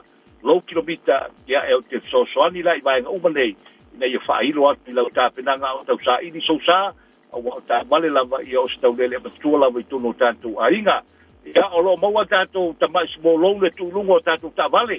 E leo mwhai ana ngalo uku le cashback, ia e tā wal o smolou, ia o lo mwhai anga whatia le ono fitu malu, a ngai pilalo le lima, whāma le tolu, ia o lo mwhai ana saini le tavale, tui nātu lau cashback ki lo wa ao, e whaatino ini sifofuanga, ia mantua, mo le Samoa o nei tupe uma le aia se be ave fua to toki o tupe financial o no mai ia o tatou pemeni a matalonos fulu anga ia tu selau o fulu ia o include mensua warranty ma le tatou insua taitasi tausanga ma fainto renew ma tatou insua ma tatou warranty ia atu fatasi ma le tatou tavali ia fatasi ma le fatumu le o lau pensini talulu am fatofa ia o tausami lo simentono ai o ita fainga upu le aso ma le aso ia o le tala le Samoa alo fa atu le fa sau ai o le nei vai aso e manu te le in le fa sau mo toe ta lo fa atu se malu o la fa tanga wala ma ti fai fa u mo le aso ia ai ola la o ne le loko le angre le le tua so fu ma dia o gia kita perenato fa fai so fuia ole telinga ia ulungia pira pelenato ole tutumla ngana ala city car si dai le tasi lua pa tasi tolu fa Lincoln Road i Aukilani Sifo sa iliane i loa e so sa fitu le leia ma le tu ua o a onga ale fa na le leia so tofi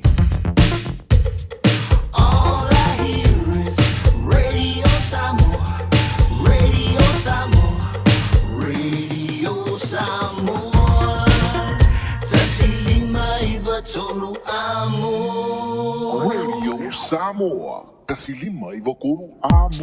Talawan tu ma tuela ngante le ona fana wa onga le tu wa onga le dia wa li talo to mai tia mai to mai le onga ile de yaso na mai au suenga e talo si o le nasa mo le le talio au fisilia sa foi o ile suenga e po le onga fo Sound by Moltanto Polglame of Silvertali, Ile Ngana Samoa, Atoa in Malingana Peritani. Stimulate to mouse, Tassino Tanto Fasu Silangalum to the Milo Fisa, Ole Radio Samoa, Maile Health Line. Ole Health Line, no sao, Nangai for your fu, I am normal to Tongi, Lunga, Ole Telefoni, my Avadoi, so Sitami, Lus Fulfai to Laulaso, Fit to Aso, Ole Vayaso. Whaio e mai po o seisi fo i e te alofa i ai ua mai. E mawhaiona wala Ole Health Line e le eise tongi i le ovalu se lau ono tasi ono. Ovalu se lau ono tasi ono. Mai maua ai se whautuanga tauso i fōmalono ina. Mo le isi ngai oinga e te whaia e maua mai lea i tausi mai. Ma fo mai ua lesi talaina. Pesile mo se whaamtala upu pia e fia tala noa i lau lava ngangana. E leise tongi o whaamtala upu mo ngangana ale Pasifika. E leise mafuanga e te whaatali eise ia e mai tele. Whaanto a e telefonile le Health Line. Wala ulole Health Line. I le ovalu se lau ono tasi ono. Ovalu se lau ono tasi ono. E le ialo wala au le Health Line. Ia ona toa whaiela ia leo lau skairi whaafo mai voi lele nā i le tau ainga aia. Tasi lima i watolu amo. Radio Samoa. Toi whaatala wātu mātu amala whana wā onga leu tu wā onga tamaiti sui lava wā onga. Whaisina au kuma whaisau mea ai. Sāra mai mo le tātou polakalame pēr mai ala whātunga mai a waino. Mele ne iao. Stories of tone commentator. Too good, no control when my simulator. 651 lion, this collaborator. Someone left hook, coming to my data. Eastside P-Town, 5024 click. Creekside, shout out to my brotherhood, I'm homesick. But you know this, you got me singing la la la ta ta la la la.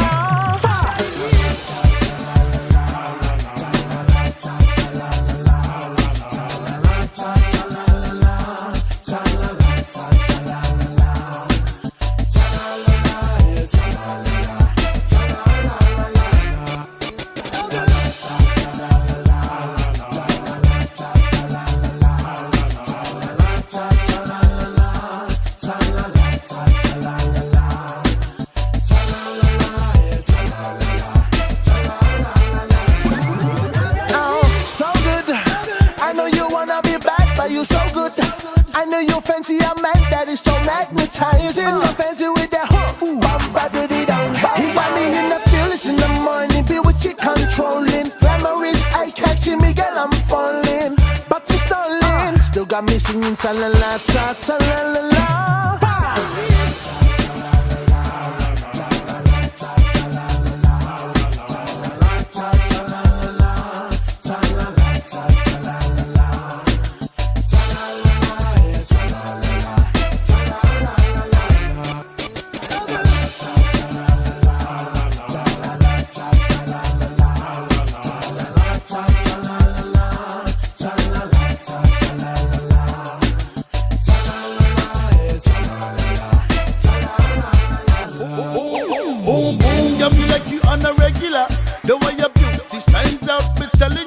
Woman, those lines got your fuse all over your face, taking your body language, cause they feeling the same. Come put a little closer. Pick up your voice for me, put out the fires, getting hotter up in here. We can't cooperate, come on, you can't disappear. Oh, no, nobody's in the chance, get your right, cause you are mine. One and only one in the area. Where no lion, watch it.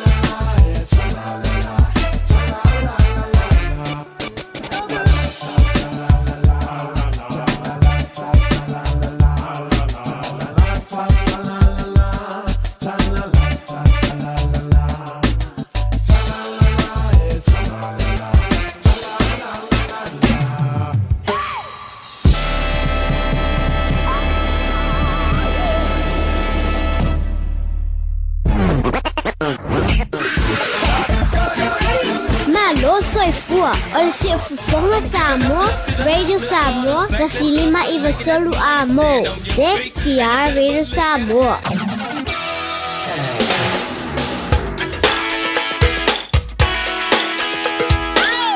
Olewa tasi mala fa midu tu te nile afo le tonu le divang ola woli o te fie fa jalo fa tuai loa I fa na wa onga le watu wa onga o le rifo ia so tofi jalo fa lava ta maiti fa jalo fa tu ma tu ma ma ta vale na nga ia tu e piki mai o to I le tu wai o a onga sa fa su enga I le so ia a fa ye le ai o anto me sa fa ile onga le dia stofia ma ne o le watu ma fa mai ia winga o le tau a ia le tu maiti ia le lei o le polkala me o fesili mantali mo o to le fa now le divang ola woli lango de malo sil for keke o le Fina's Delight se mo ye keke o so fa now fa I poiponga ia mo so se fa mo na lo wanga I le vai lunga o le Facebook ta I lalo le PHINAS Delights PHINAS Delights se mo o mai lava anta ise o keke na wa mai o na tapena ele Fina's Delight so le woli anta au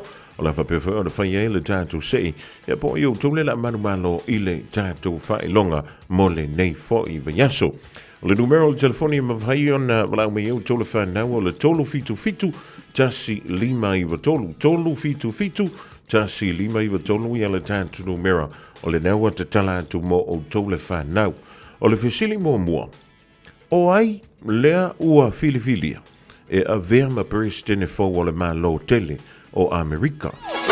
O ai, lea ua filifilia ali tomit, e a vea ma prestene fo, o le malo tele o Amerika. Alo e su e mele tali, o na evra amilea, tolu fitu tasi lima, tolu o aile prestene fo, o le malo tele o Amerika.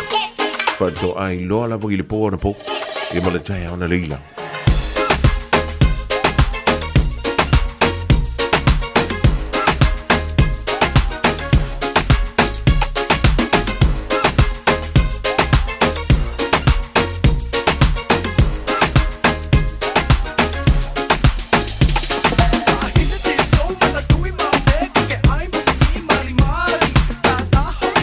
Shake,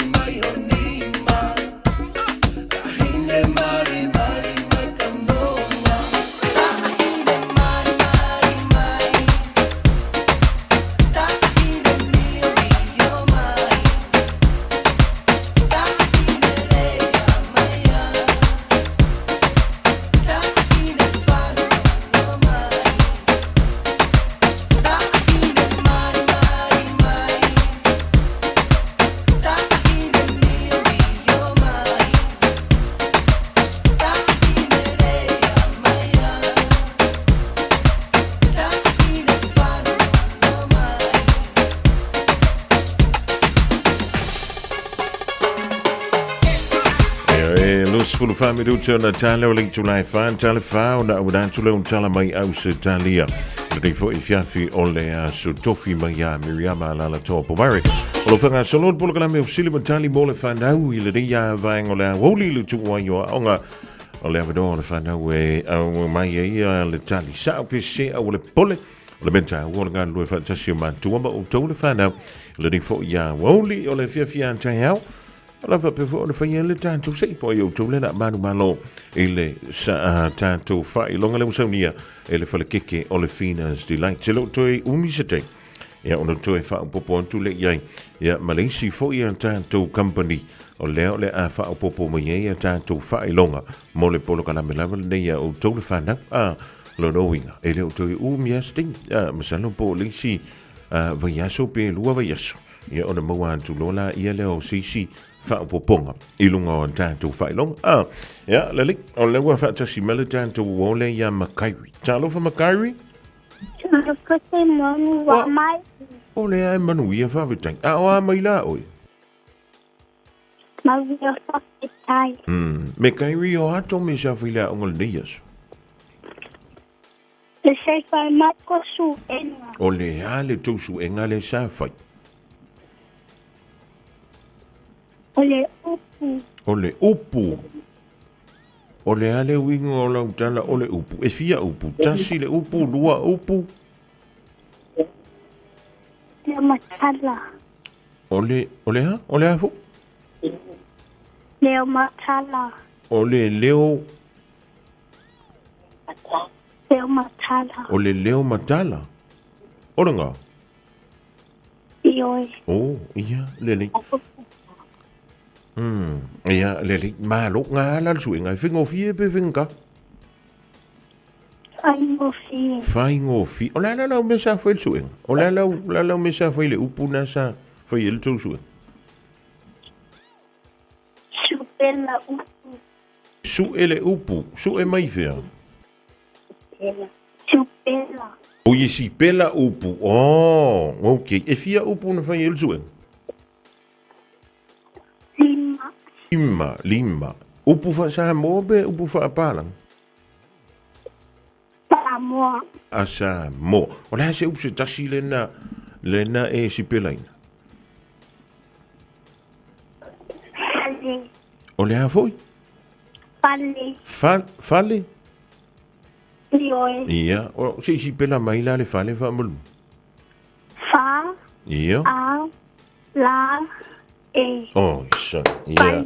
Ma lo fa tai me ka te lo ai te tau na sa o malo su enga ia ma lo fa tai o ala o menga la no foi wa no tu wala o ngo mo su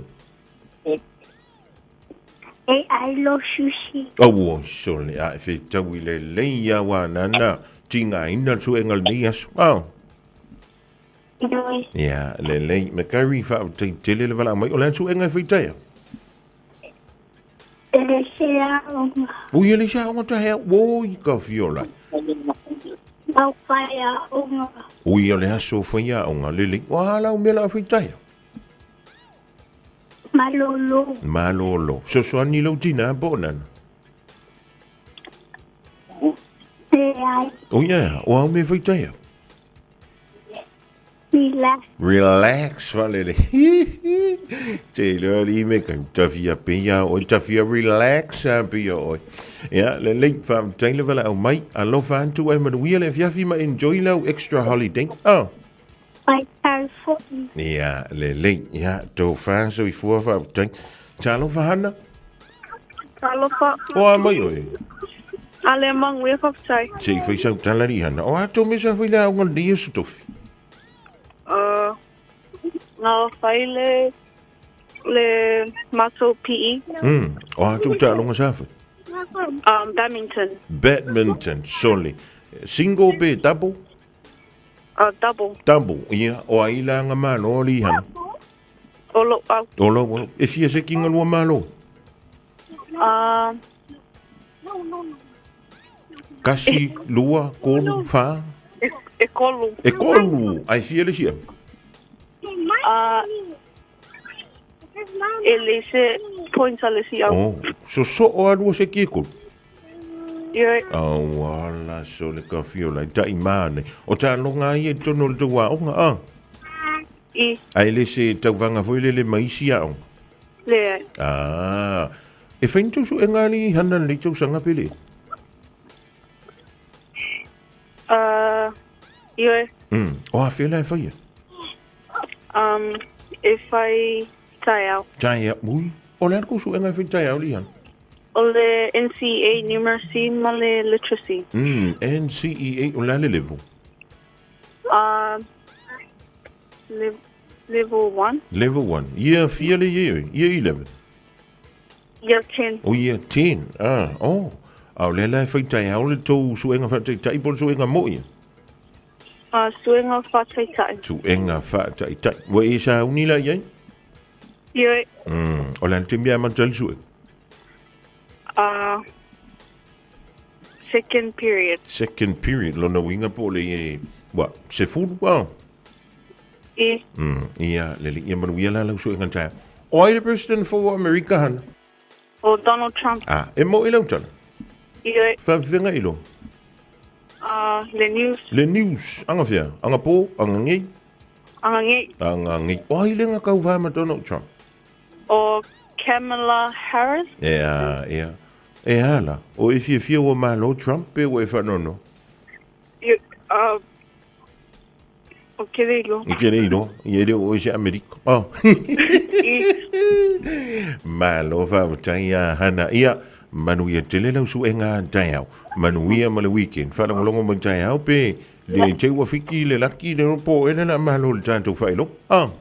Ia. Ai tele le wala au mai alo whantu e? Ia, alo whantu poi. So i fwea. Ia le nāli tapitia. Wala e le whaingofi. Sao pe se lau tali. Ai tūlongo tono le tātou. Sei pe alo whantu la amatang.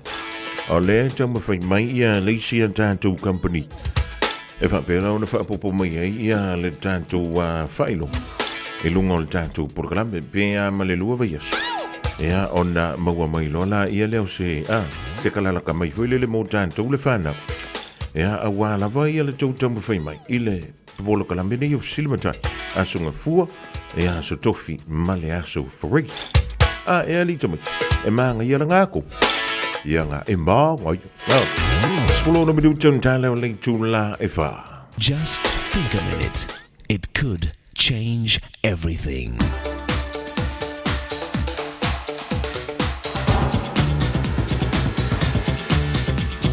Think a minute. Recently, a small town in California needed to get a new water pipe system. A town member suggested they ask the larger city of Los Angeles for advice, since they were much more experienced. He said, if we can profit by another city's mistakes, I think we should do so. But then another town member jumped to his feet in anger and with great pride in his little town said, why should we profit from the mistakes of Los Angeles? I say that our town is big enough to make its own mistakes. We have good advice around us all the time.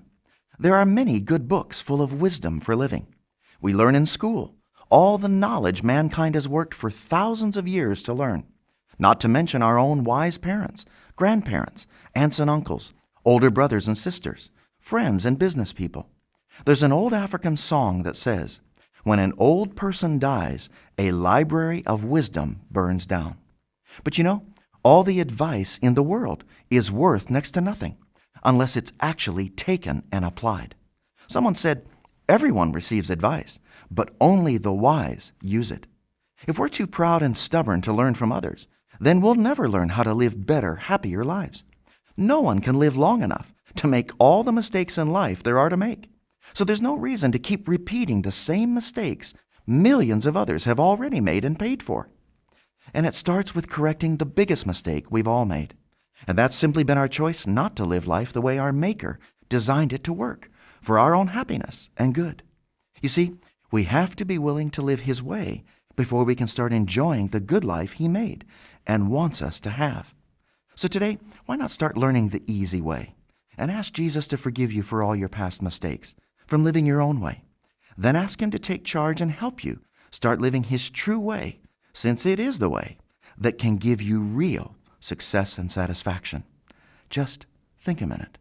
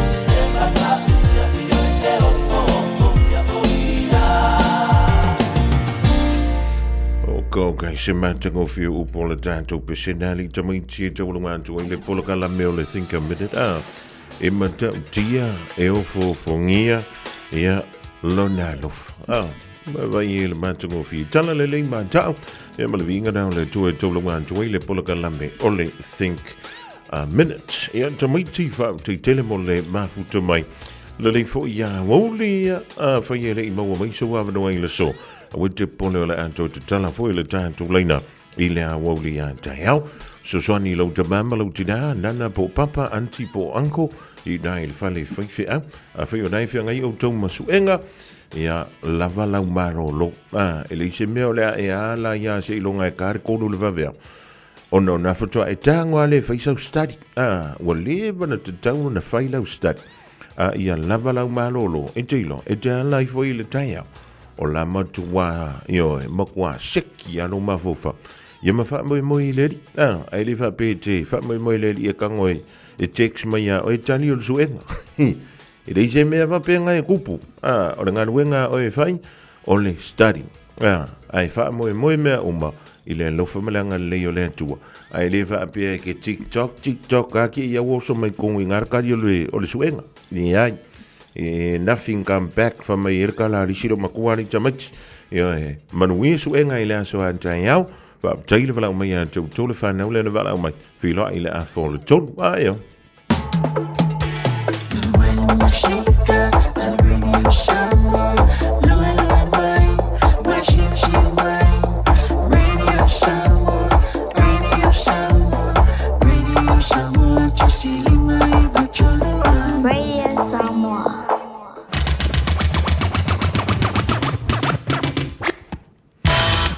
Malo antu i le fionga ia Dr. Mangele le ia woli fa mai o le president of America Dr. Mangele Donald Trump eva before il tanto o ia asianta tona papa ioi wa koe orkanga kalenga fa so iskanga kayo e attack i al fa pa e to ton wo fa pa ya le tasia ya se tanto tali e po ani swinga fo Ala fa pele ona tula i mai i le toi tula i mai ai o leisa aviam prestene mua o Amerika Donald Trump o avea o yama prestene lona fa se fulu mo le fitu o le malo tele o Amerika Samoa fa te tele mo le tatu baftanga mai le o li na leila si o li mai fo le ni temi o le fiafi o le asenga ngana o le tau tambali i lau mai tang ma lau fa funganga e asu atu vai malo i puenga Oi, a fai fo nei te malili ia so tu le fa ma fana ia te oi i le nei fo I vai ngol le tantu ma futanga o le a tantu tau ma vai i le ma vai nganta vita maiona tana ai o le wasa ni mai le sa se lua o Isaac Paunga e va pe fo I le fionga ia le an tau pesita savia a tonu o le a maua I le sao a le o nei ia o le aso anta iau ia po le vai as fofo ia po le masina fofo yeah, awai e yarka e fai longo fesiria po ai ora wari ia sa ia po le fionga ia li antau ia po ka le la auli Isaac Pau ia ole konguranga ia manu ia tele la vasinga to toyo le dinge via mana tua tanto fuala au malu sa orkanga kala ko ai ia ka samir ngiasko wa foi le kele o foi la vele kele o poka mau kalamari e ke ai fua I le falo singa ai so wale vanga fifa ya ko inga maloma ko ya pa nga o maka o ka mai ki arenga le fa ya tolo impatau tu male peli sulla mai bolino le tai tu pizzo ia pia si o utau la manaya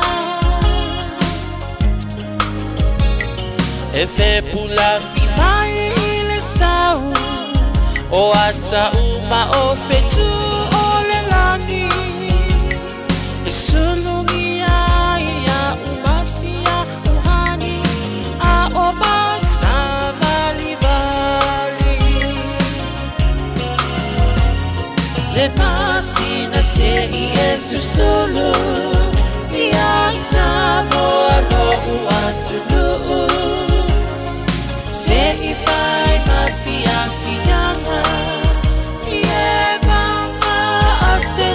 tama Olo o sisi vai ma pepese Matata